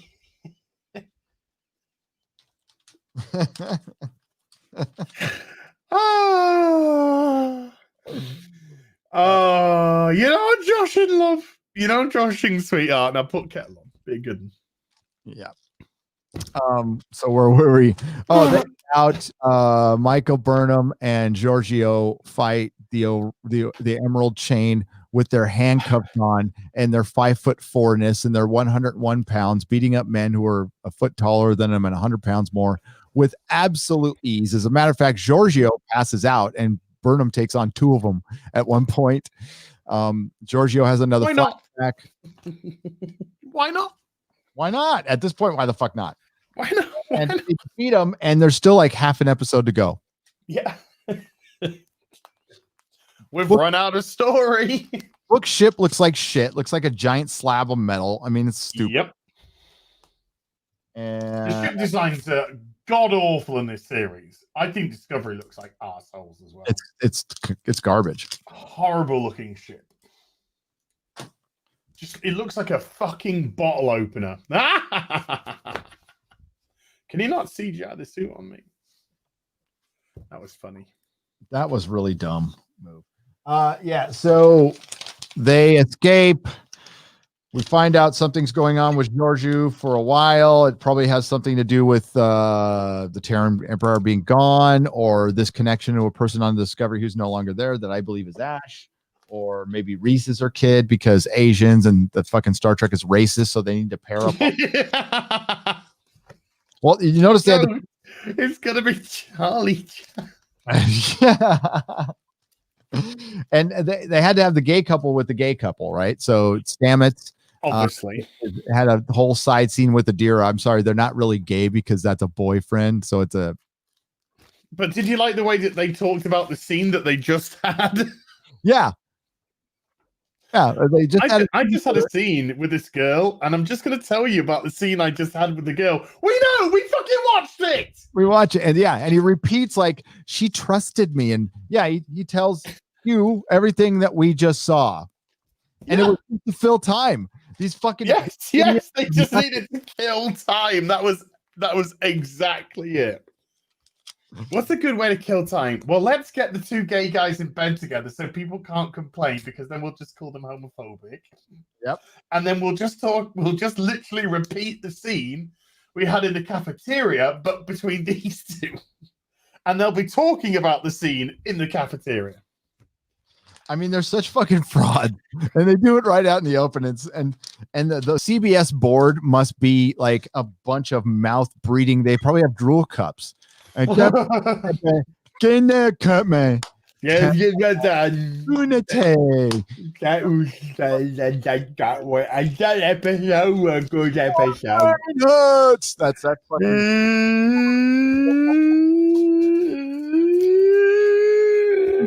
board right now. Oh my god. Don't look at me, folks. Don't look at me. I don't write this fucking shit. And then Mikey comes back, and the Admiral goes, "Hey, you're naughty. You've disobeyed orders. You did this. You did that wrong. You did the other wrong." And I'm just like, correct. And then he says, "But Saru, if you'd come to me beforehand, I might have let her go." And I'm just like, fuck off. You haven't given a flying fuck about the burn for so long. And then you just say you're going to jeopardize this for a potential black bot. Fuck off. Shut up. Shut up. Fuck off. Yep. I hate this show. Good series. Leads to a bad one. Nice. And then, of course, we had the... I'll leave it in your hands how you choose to punish Mikey B. And he starts crying. She starts crying because they are unprofessional. Yep. Imagine Picard. Fucking Picard crying his eyes out because he's got to demote fucking Riker.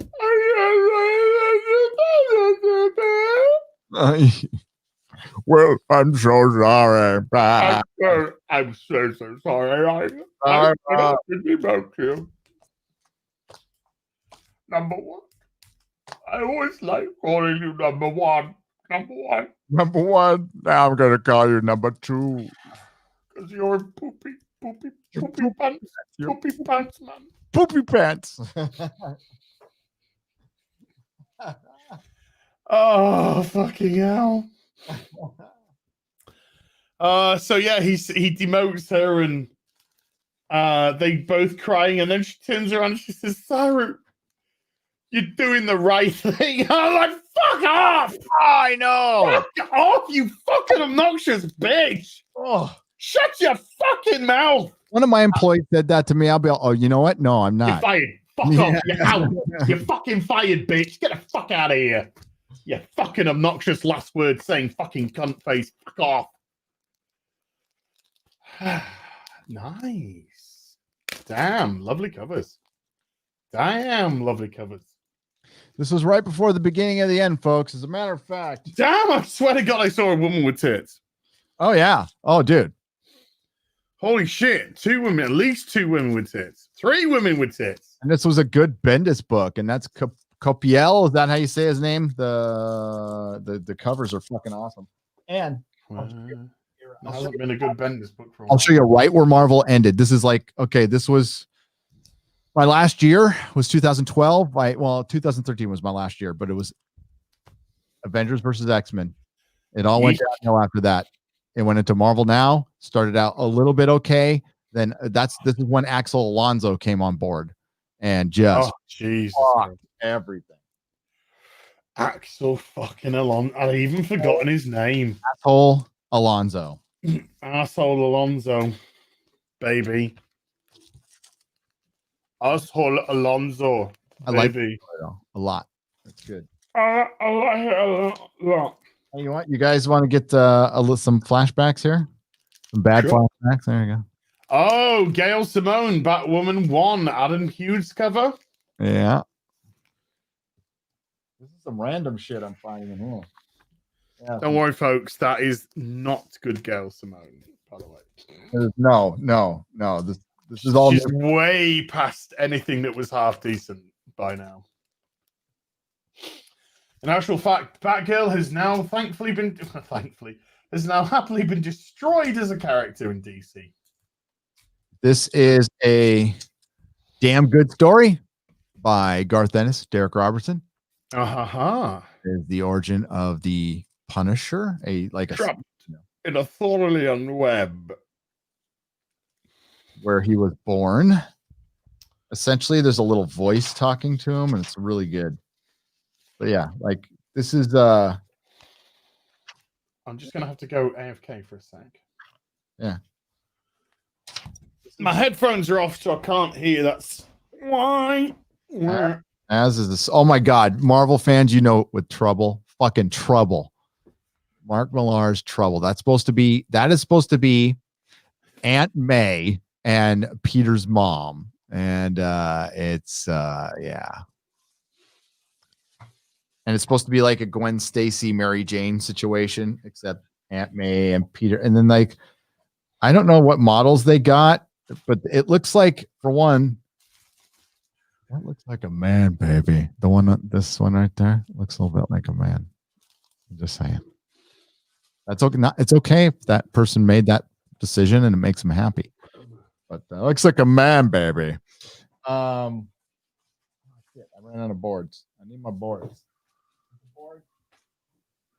It's kind of a board. No, it's not a good enough. Boobs. Oh, they're the boards. They're like right in fucking front of me. Born. I highly recommend it if you're a Punisher fan. And I don't think the Punisher's that long for this world. I think Marvel is going to probably get rid of him or turn him into like a villain or a member of Antifa. I haven't decided yet. But this was a damn good. I mean, like Marvel Max stuff, comic books from 9/11 till 2012. Mostly 9/11 till 2008 or 9 were just the shit. They were great.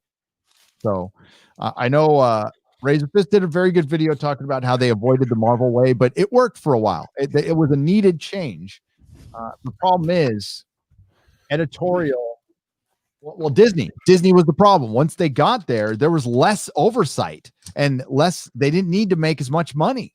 So they were, I mean, like, go watch that 616 documentary in the beginning and look at those offices in New York. They're fucking off. Look at the garbage that they're putting out now. And they're fucking off like we look at the fucking Dan Slott. For one, Dan Slott has gained 100 pounds since his fucking interview like a few years ago. Was it with that Ethan? I think it was with Ethan.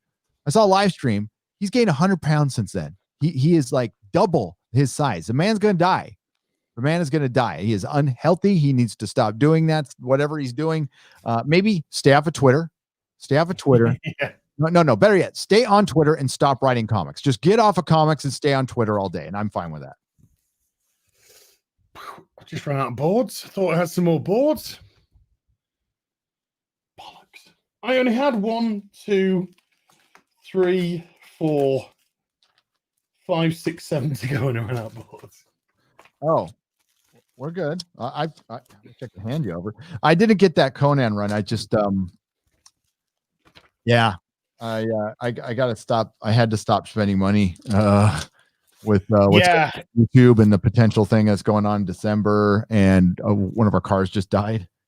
Nice. Isn't it great? You know, we love it when shit happens at this all at once. Yeah, it's really fun. It gets it up. Awesome, that. Yeah, my car's doing fine. My FJ Cruiser is fucking doing beautifully. So I did find some more bags. So I thought I had more boards, but it was actually just bags that I had. So bummer. Oh well. So I got those. I'll finish them off in the next one. So there's no comic shops open right now in the UK. Are they all shuttered? Yeah. Well, businesses. It looks like down south they're just getting on with shit. Down south, but up north it's like everything's closed up unless it's an essential. So down south they like said fuck it, you know, like pretty much. Yeah. Well, there's everyone's going to work and shit downstairs, but down south. But I don't know if it's just like office, like down south, like London. Yeah. Okay. Yeah. Whereas up here, it's just like everything's stopped. Everything's stopped up north. Which is a absolute bummer, and not in a two dudes sort of a way. No. Oh man! Oh damn! That's great. Oh well, it's easy to get some more bags and boards. Yep. Let me just move this over here. Nice. Doom looking like he actually is a threat and not a fucking soy boy. Straczynski. Oh, let me just take on some libation. Yeah, do that.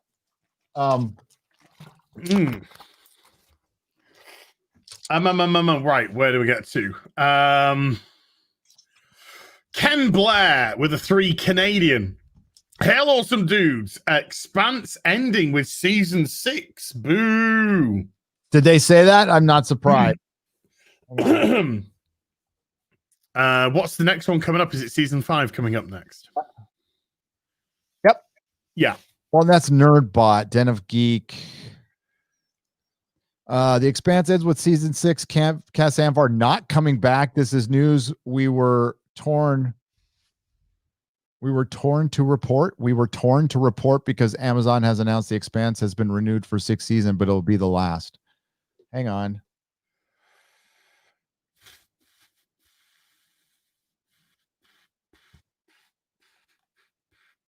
Yep. The Expanse renewed for 6th and final season by Amazon ahead of season 5 premiere. It's very sad. They're going to have to, what the fuck are they? How could they end it after this? Well, they're gonna. And they're going to kill off Cass Anvar. Contagious clause if you're in the chat. Who they're going to kill off? Cass Anvar's leaving cast. Oh. What, the end of season 5? Yep. I lost interest when Thomas Jane left. I really liked his character, and I really, and so. Well, I don't know how they're gonna fucking end the show after season 5, after what happens to season 5, unless it's just gonna be all kumbaya, and then they're gonna cut out all the other shit. Yeah, that's too bad. UK government have just announced that the UK can have 3 households together this Christmas between the 23rd and the 27th of December. Fucking stop us from doing anything more. I fucking dare you. Fuck off. Did you see the Paris Hilton video? The guy getting busted for curfew? No. Oh, you want to see it? Papers, please. Sure. You want to see this bullshit? Hang on. Hey, I want to see papers, please. Papers, please. Here it is. Share my screen. Yeah. So the first question you're going to ask is, where were these motherfuckers during the riots? Well, the riots were sanctioned, so. Yep, they were. You ready? Mm-hmm. Not you guys. ACLU was fine. Get off the street. Go home. Using a back. Go home. Go home, or you're getting arrested. You're under arrest. Curfew. Wow. Oh, there's more. That is insanely aggressive. I'm not a part of it. 1, 2, 3, 4. This stop resisting. You guys are putting your knee in me. Get your knee on. Give me your arm. Give me your arm. Give me your arm. Do it now. Oh, please. All right. Stay back. You can record to stay back, all right? There's nothing wrong with that. Stop resisting or you're going to get paid. Get off me. You are under arrest. Stop resisting. I can't help it. You got so many guys on me. I can't. Yep. He's telling them right there. It's like, dude, get off me.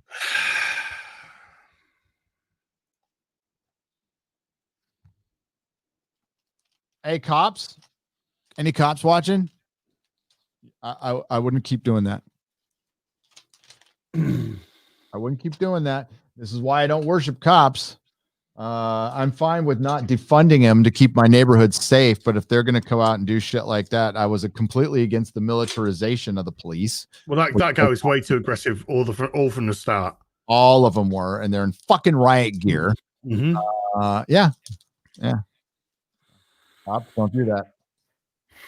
I wouldn't fucking do that if I were you. This is why we gotta say, fucking, you're not fucking locking us up again. You're not locking us up again. I said in my interview, which go fucking blow it out your ass. If it's gonna make the cut, I don't know if it's gonna make the cut or whatever, but they asked me, like, what do I think business owners should do? And I said, stay open, defy, disobey. It's the only way you're going to survive. And innovate too, like go online if you can and all that other shit. But if you're a restaurant, man, you're fucked. Oh, restaurants are fucked. Yeah. Big time. And then where are you going to get your food? Well, you're going to get all your prepackaged meals from Jeff Bezos. Who, hey, do you want to hear? I got some information. This is from, I'll just read it to you. It's from a young lady named Denise who sent this to me. Thank you, Denise. You know who you are. Wealth increase during the pandemic. Amazon, 91 billion. Walmart, 38 billion. Google, 37 billion. Microsoft, 33 billion. Facebook, 28 billion. Nike, 8 billion. Apple, 8 billion. Small business collectively lost over $2 billion.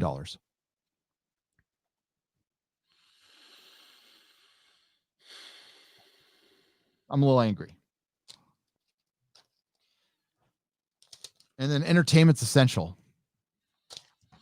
Yeah, right.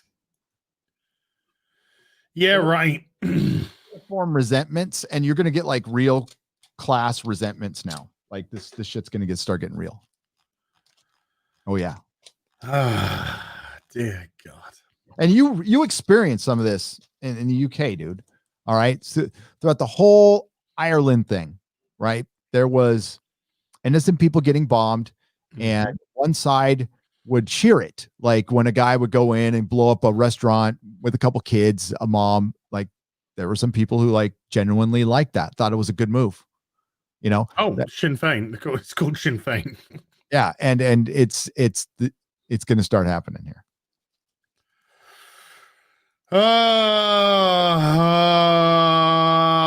What a beautiful playroom. Okay. Beam me up, Scotty. Just to give you, let's go back to first world problems now. Yeah. Can we go back to, I'm sorry to bum you out, folks, but like I was doing a video last night on the entertainment thing. I don't know if I'm going to come out with this. It's just me yelling. I'm just fucking mad. But just to go back to first world problems, fuck Marvel Comics for putting these cards in the fucking comics. I fucking hated this shit because like when you piled them on, it would crease the comic because all the weight the weight would go over. And you know, like this is what we were all complaining about from Diamond. If you can see it, if I can focus in, see the spine. Yeah, all the spines were fucked up from Diamond. Like Diamond, so Marvel took this like, hey, we're gonna put like, you know, these solid colors on that, and it just exposes everything wrong with it. You see every dent. This is when things started to go. Can we trust him? I did really like this run though. I like Harvey Dent. Harvey Dent. Can we trust him? Wait. Where's the trigger? Where is it? I never give it to an ordinary citizen. Where is it? Where's the trigger? Where is it? Where is it? He really wants to know what that trigger is. You both know that I can't let you live. You're just going to have to imagine the fire. Batman. Impossible. Reet. Where do we get to? I need cheering up. Drek with 5 Canadian. Noted live events through the night and asked what might be your stimulant of choice. Tea? I like a cup of tea. I like a cup of coffee. I like a cup of tea. I like a cup of coffee. If I want to unwind, but I still want like a hot drink, I'll have a cup of tea because the caffeine doesn't actually stimulate me too much in a cup of tea, but in a cup of coffee, it does.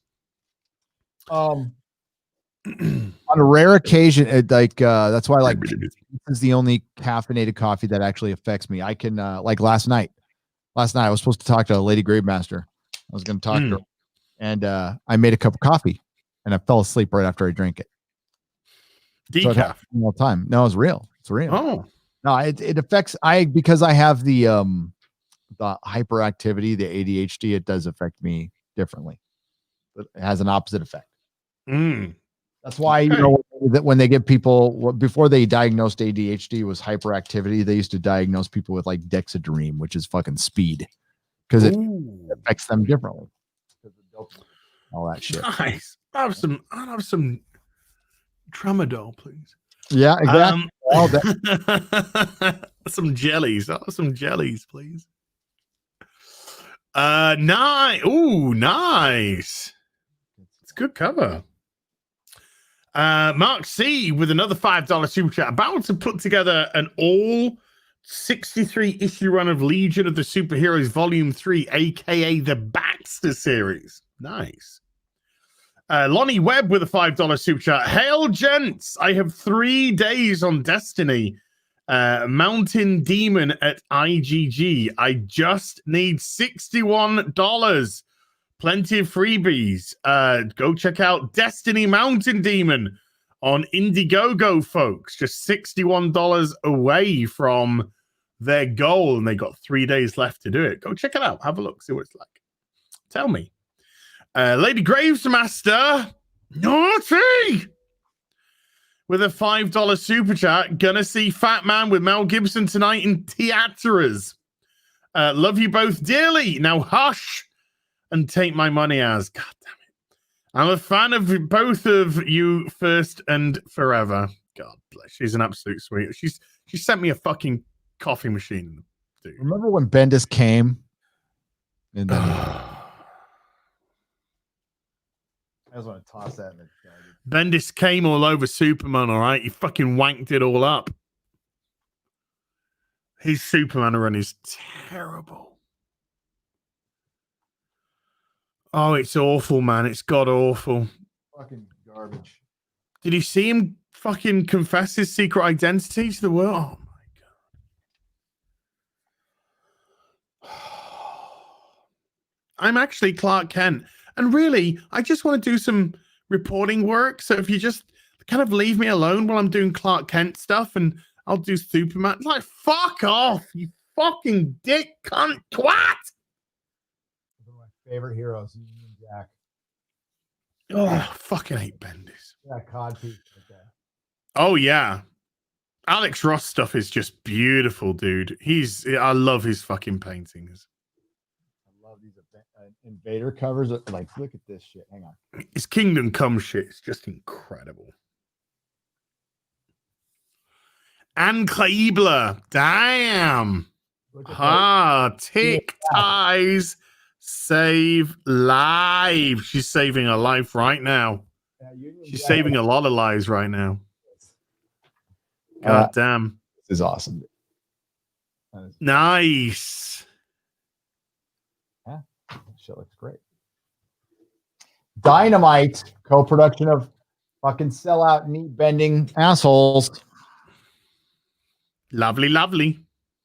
Lovely jubbly wobblies.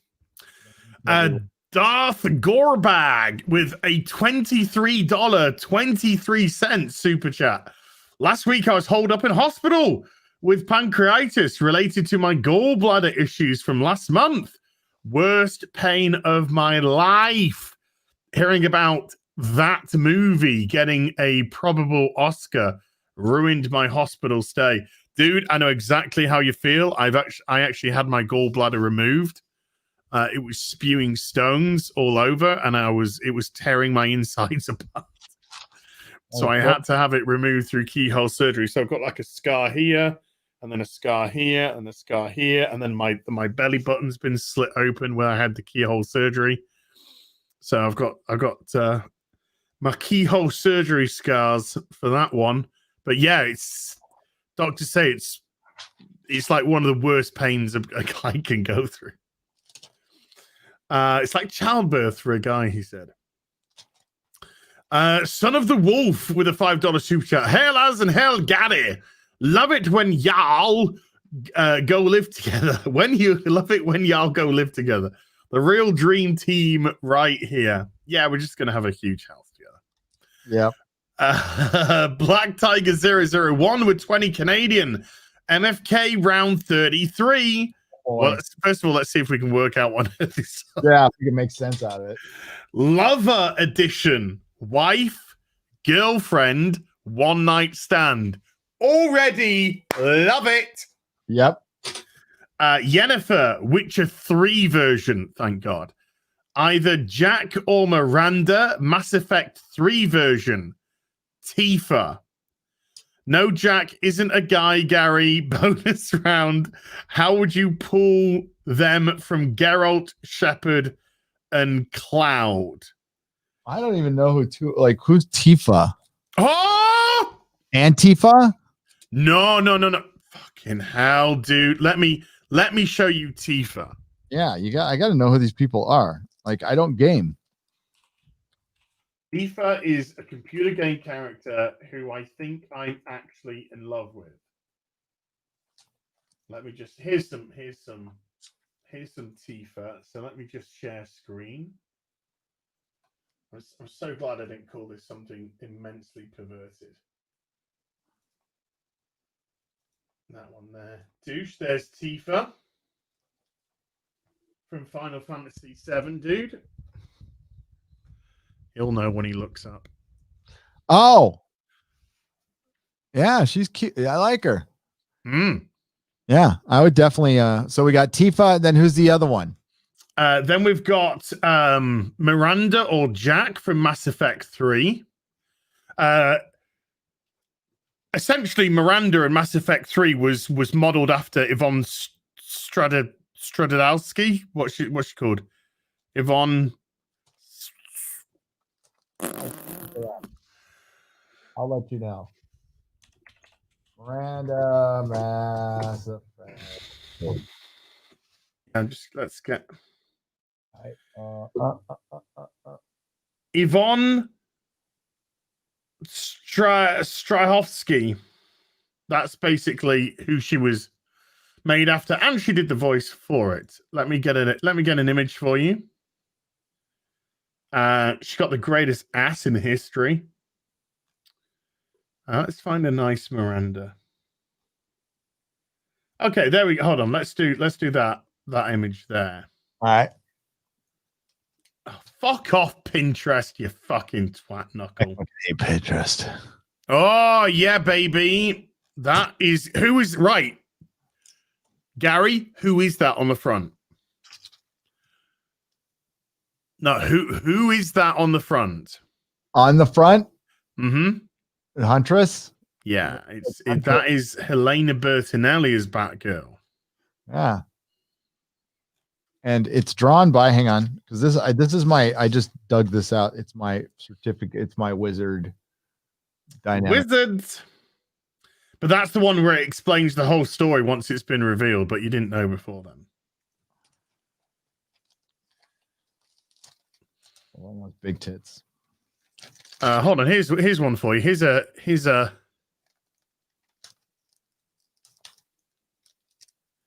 Miranda. There you go.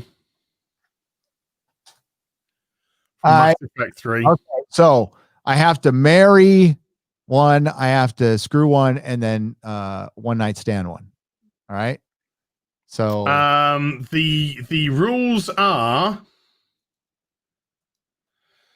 wife, girlfriend, one night stand. So one you're going to marry for goodsies, one you're just going to have a relationship, a finite relationship with, and the other you're just going to have a one night stand with. I'm going to have to one night stand all of them because I don't know them that well.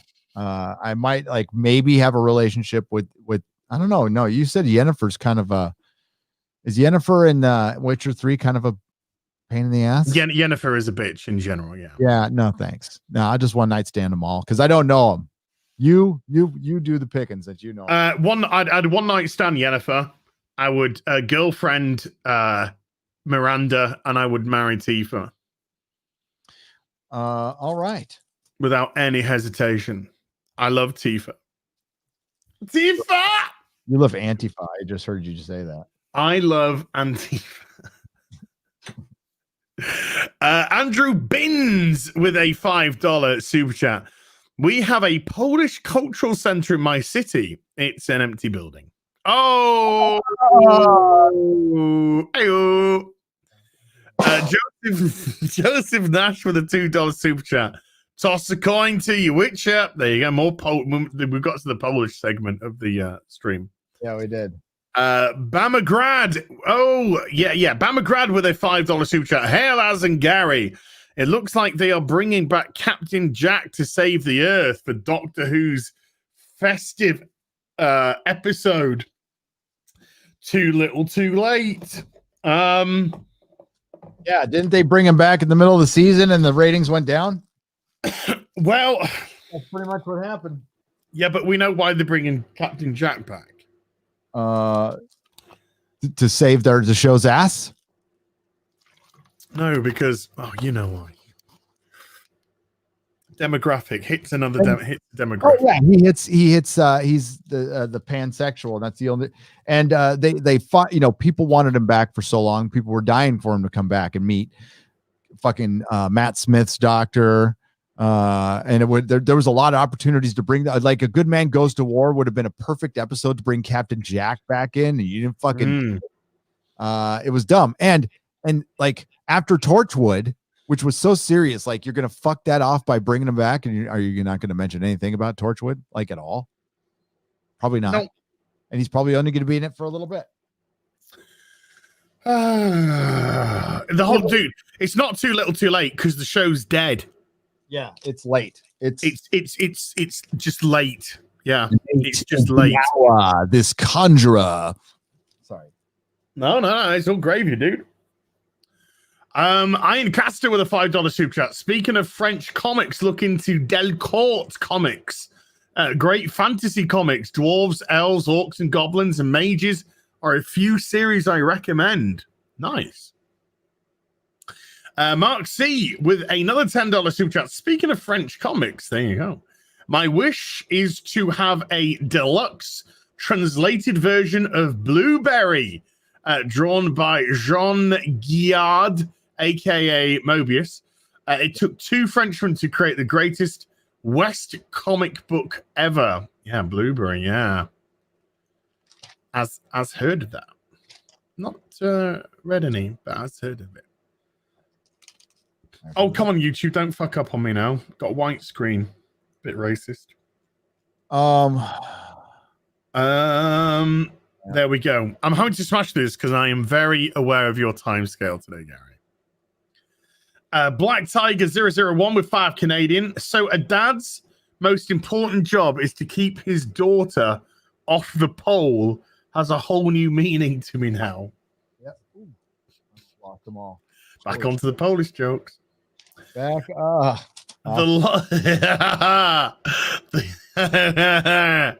lock with a £5 super chat. Who'd win in a fight, Data or the Terminator? Both with prep. I'd say Terminator. There you go. Oh, Data could think from. Data's hey, again, Terminator is really strong as well. Yeah. I think Terminator. Yeah. Data would be a bit passive. I don't know, but there again, when Data goes psycho, you go, I don't know. Terminator. Yeah, I'm going to say Terminator. I could be wrong about that, though. Philippe Abrigo with $2,500 Chilean dollars. After watching your stream, I finally decided to watch Rocky. My manly brain just exploded. Don't ask me to stop being a man. Don't ask me to stop being a man. I know. That was a great line. That's a great line. They want a whole generation to stop being it. Forgetting it. Yeah. In The Mandalorian, there wasn't a single white boy in that classroom. There was not a single. Well, you know, it's on Star Trek Discovery. There's not a single heterosexual white male anyway. There isn't. No, there's always 3 or 4 women in the background on the screen too when they're on the ship, which is hilarious. Oh yeah, just see Saru with his girls on the bridge. Saru and his girls, even the 2 guys. Yeah, his girls. They're all his girls. An Axel 493 with the $5 super chat. Just wanted to share that as a Latino, I hate the Latinx shit. Love you guys. Keep it going as you should, because it's racist. They're trying to tell you what you are. And when I say they, I mean the racist fucking far left bigots. Yeah, of course. Yeah, telling them to fuck off. They really have no idea about the Hispanic community. They got it all fucking wrong. They'll figure that out someday. But I love it the way that they're telling them. Yeah, exactly. This is what this is how you're to be known. Yeah, absolutely. Like, we all love being told what we should call each other, don't we? Yeah. Yeah. Hi, I'm Karen, and I'm going to tell you what you can be called. Fuck off, Karen. Mark C with another $5 super chat. On Discovery, who is the man with electronic bits on her face who smiles as the Asian and black men high five? What's she called, Gary? Detmer. Huh? Detmer. She's called Detmer. Detmer, yeah. Detmer. Okay. She didn't have the shit in her face in the first episode, but then Mikey Burnham started a fucking war and blew half her face off. Yep. But they're totally besties now. Oh, obviously. Average Political Joe with a £5 super chat. The difference between me watching Star Trek Discovery and me watching Vampire Diaries boils down to one thing. Nina Dobrev. Need I say more? No, you don't. I mean, there's reasons to watch Vampire Diaries. If you're a hot, I've never seen it, so I had to Google her. Male. if it's the one I'm thinking of. There's just a whole lot of hot women on the show. She looks really thin. Yeah, so I don't like the thin ones. Too thin, not for me. God bless her. The ones that look like little boys and look like they're about to die of. She looks like she needs a burger. Their curves are pretty thing. Mick Wynn with a £2 super chat. Hail Christmas, not festive, long live BBC and Friday Night Tights. Hail Christmas, not festive. Yeah, it's Christmas. Long live the BBC and Friday Night Tights. The real BBC, not the BBC, the real BBC. How much do you... sorry, this is Blue Satoshi with a $5 super chat. How much do you want to bet the burn came from Mikey Spock having Red Angel suit blow up in that time vortex thing? Ooh, that's not a bad one. Gabriel Burnham, yeah. But why? I still... The whole dilithium all exploding at the same time is just the stupidest fucking thing. It's fucking lame. It doesn't make any fucking sense whatsoever. Nope. Sci-Fi Freak with a $5 super chat. So what I'm hearing, it's like every car in the world suddenly blows up because it's got petrol in it. Yep. That's fucking dumb. Doesn't make any fucking sense. Sci-Fi Freak with a $5 super chat. So what I'm hearing is no female leads. My story is screwed. I can't win no matter what I guess. Oh, well, I'm not changing it. I love it when Michael Burnham finds out that she goes, if we triangulate the position, we'll find out it has a point of origin. Point of origin. That's how she fucking, her acting is terrible. Yeah, but what they say is just bollocks. It's total bollocks. Whereas you listen to like next gen and the discussion is logical and it makes sense, even when they're fucking, this is how we're going to solve this problem. And even if it's like sci-fi talk, they explain the process so you actually understand what they're truly trying to do. Yep. Aye. But, there we go. Point of origin. Oh, there's no going back. Things have changed forever. Mark C again with a $5 super chat. It's official. The Expanse is ending with season 6. Yes. Tall, Dark, and Gruesome with a £5 super chat. Just a thank you to two of my favorites for keeping me entertained during the times of the Wu flu. Oh, did you see the monolith found in Utah? No. Send it to. I got to look it up. Okay, real quick. Here we go. Monolith, Utah.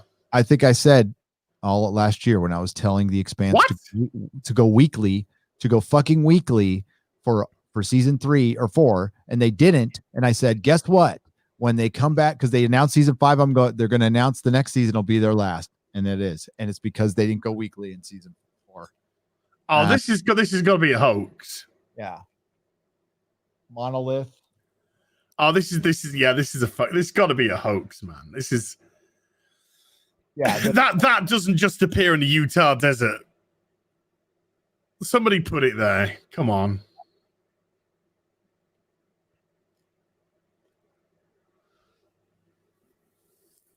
Do you want me to bring it up? I've got it on screen here if you want to bring it up. Yeah, I got it. Somebody, yeah. It's got no.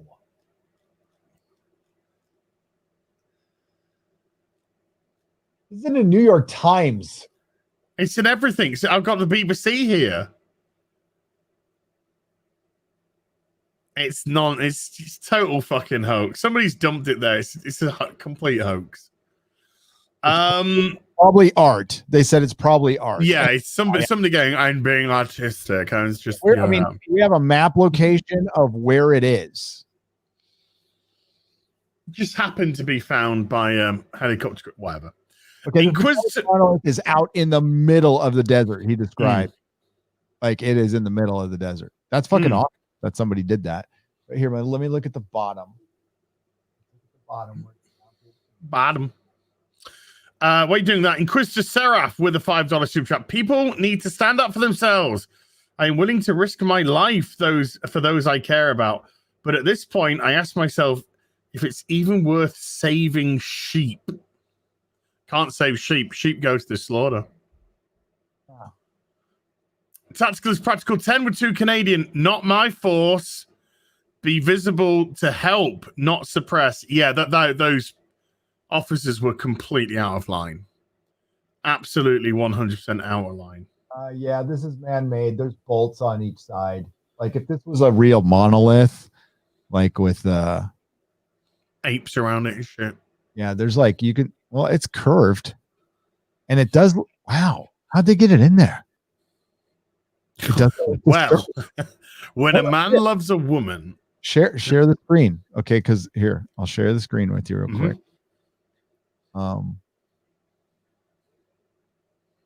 Got it up there? Okay. Yeah. I guess that's rock. Unless they chiseled it perfectly. They could have like had a power fucking something or not like a sawzall, except with a drill. And they could have put that in there because you could see little bolts on here. Let's go to the picture. You can see a little bolt. Why did it go black? Oh, fuck this shit. Why StreamYard's doing this garbage again? Black like my man. There, it's not black anymore. But if I go in here, you see the little bolts on each side? You can see bolts here, or certainly. Yeah, that's man-made. Yeah. Man-made. Cool. Yeah. I like it when artists do shit like that, though. I do. Yeah, it's funky. SJ Almighty with a £1.50 phallic.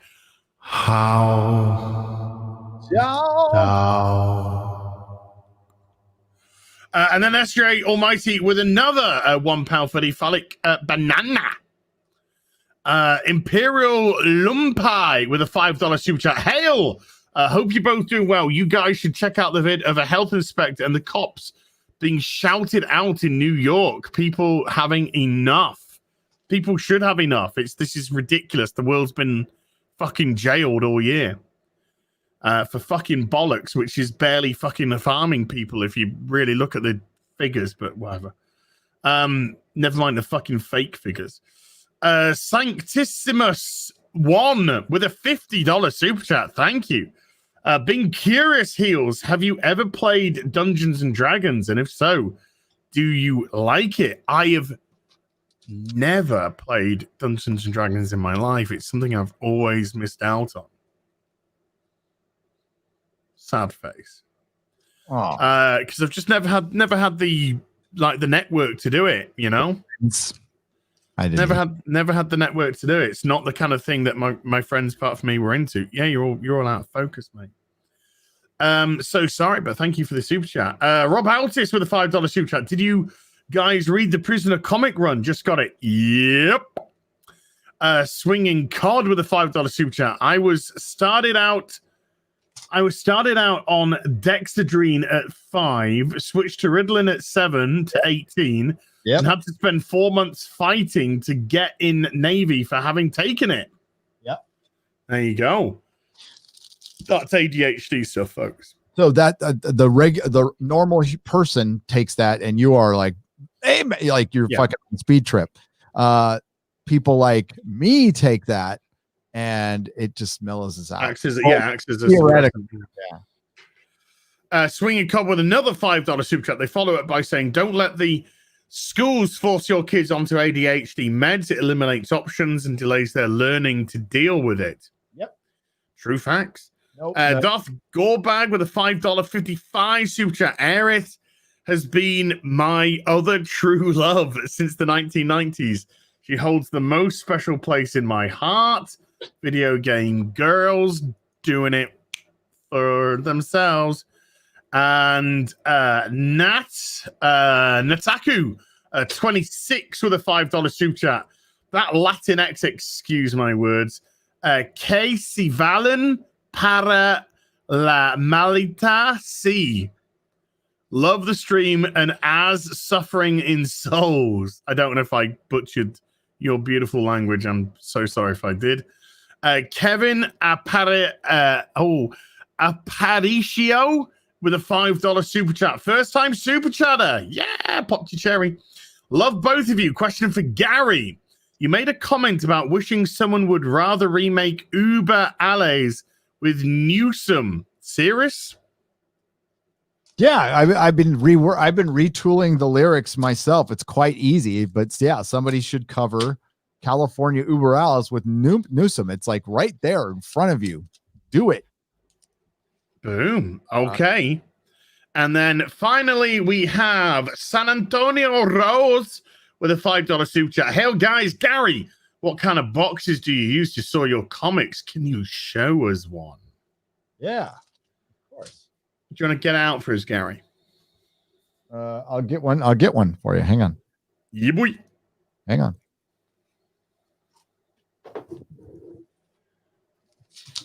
There you go. My Lady Graves Master sent us the link. Send us the link for the monolith. Good lady. Good lady.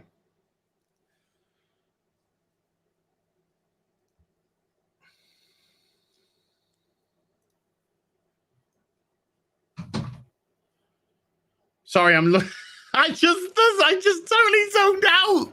I zoned out and just started looking at pictures on Twitter that people have been sending through the stream. So, yeah, nice to know that I'm on the ball. I'm conscious of time because Gary, we gotta shut things down now because Gary's got to go at 1:30. So that's why I've been smashing through stuff today, but. We're nearly up to 1,000 likes, so it'd be great if you haven't hit the like button. If you could smash that like button, folks, and get us to 1,000 likes before the stream ends. Yeah, somebody's just like, "As you're live," and I just zoned out, dude. I just zoned out and started just looking at fucking pictures on Twitter. Yeah, of people sending me painted models and shit. Oh shit, that's awesome. I do that all the time. Sometimes I'll get somebody will direct me to eBay and then I'm like, yeah. Oh, I'm live. Yeah. I'm live. So yeah, this is what I won't put one together, but I'll show you what it looks like. Yeah, there you go. Perfect. They're not perfect, but you get your prestige comics in here, right? Mm-hmm. You can stack these things, you can turn them into tables. They're once you figure out how to put them together, you can put one together in like a second. And yeah, I like them. I mean, I don't like the Sharpie things on the outside. I wish it was more smooth, but they have to do that for structure. But it does. Yeah. It ends up being very like easy to store. And like long boxes suck. I'm done with long boxes forever. I'm never going to. Yeah. I'm thinking I might have to upgrade. Well, especially with modern comic books, like long boxes. Shit, that's 60 pounds. You know, that's not doable. Somebody said, as was what did they say? What fuck? Why did I message? As is just looking at titty pics. They said. Oh, well, yeah, of course. Just looking at titty pics. Right, Gary. Yeah. Dude. You gotta go. So we're gonna wrap up. So do you have hold on, 200 Watt Studio with a $5 super chat. Did you guys discuss Expanse season 6 and Canavar exiting? Yes, we did. Yes, we did. It's back somewhere. And I think there's another super chat as well. Felipe Abrigo. With 250 Chilean frakes, I think. Latinx, I say Chupen El Pico. I could be just saying all kinds of horrendous stuff. Chileans will understand hair. I probably just said something terrible. Probably like Hitler's a great dude or something. Reet, Gary, thank you, by the way, Philippe. Have you got anything to plug, sir? Whoosh. Oh, Gina's on. She keeps falling though, but Gina's on. Gina Carano. Oh, okay. So I've got a late Mandalorian review, but Perry Chan edited it. So I've got a question for the chat, which I'll read while I'm on my way out. I guess I'll put that on my main channel. Would you guys watch it on my main channel? And I've got a California video that's real rough. It's not going to have any of my normal editing in it. It's just me fucking pissing all over an article. Basically, that should be out later today too. I so don't give a fuck about the algorithm anymore. I mean, there's no reason to care about it because it's just stopped. It's just absolutely stopped. But it's not like it was. Gundam mentioned it. Like they were taking away hundreds of subscribers. It stopped doing that at least. And like I'm gating and it's fine and whatever. But I just don't give a shit. And I love the response. Thank you to NERDROTIC Daily. That's why I'm like, maybe I'm going to import some of this stuff onto the main channel because it's so fucking good. And it's just an idea I had with Perry, and Perry went ahead and did like 8 clips already. He's got 8 clips already from Friday Night Tights and NERDROTIC Junior, and they're all like fucking great. They're great. So you're going to see them all over the next 48 hours. So look out for that. And thanks for having me on, dude. Dude, it's always a pleasure to have you on. It's always a pleasure. I've been very much looking forward to this so we could have a chin wag and a bit of a laugh and a bit of a rant and a bit of a rave about stuff. So massive thank you, everyone who turned up tonight and watched. Colossal thank you to everyone who hit the join button and the super chat button. You're keeping us going, so I really appreciate that. My mods, my beautiful mods, thank you for doing a sensational job as always. And I will be back with some more stuff very soon. You take care. Bye.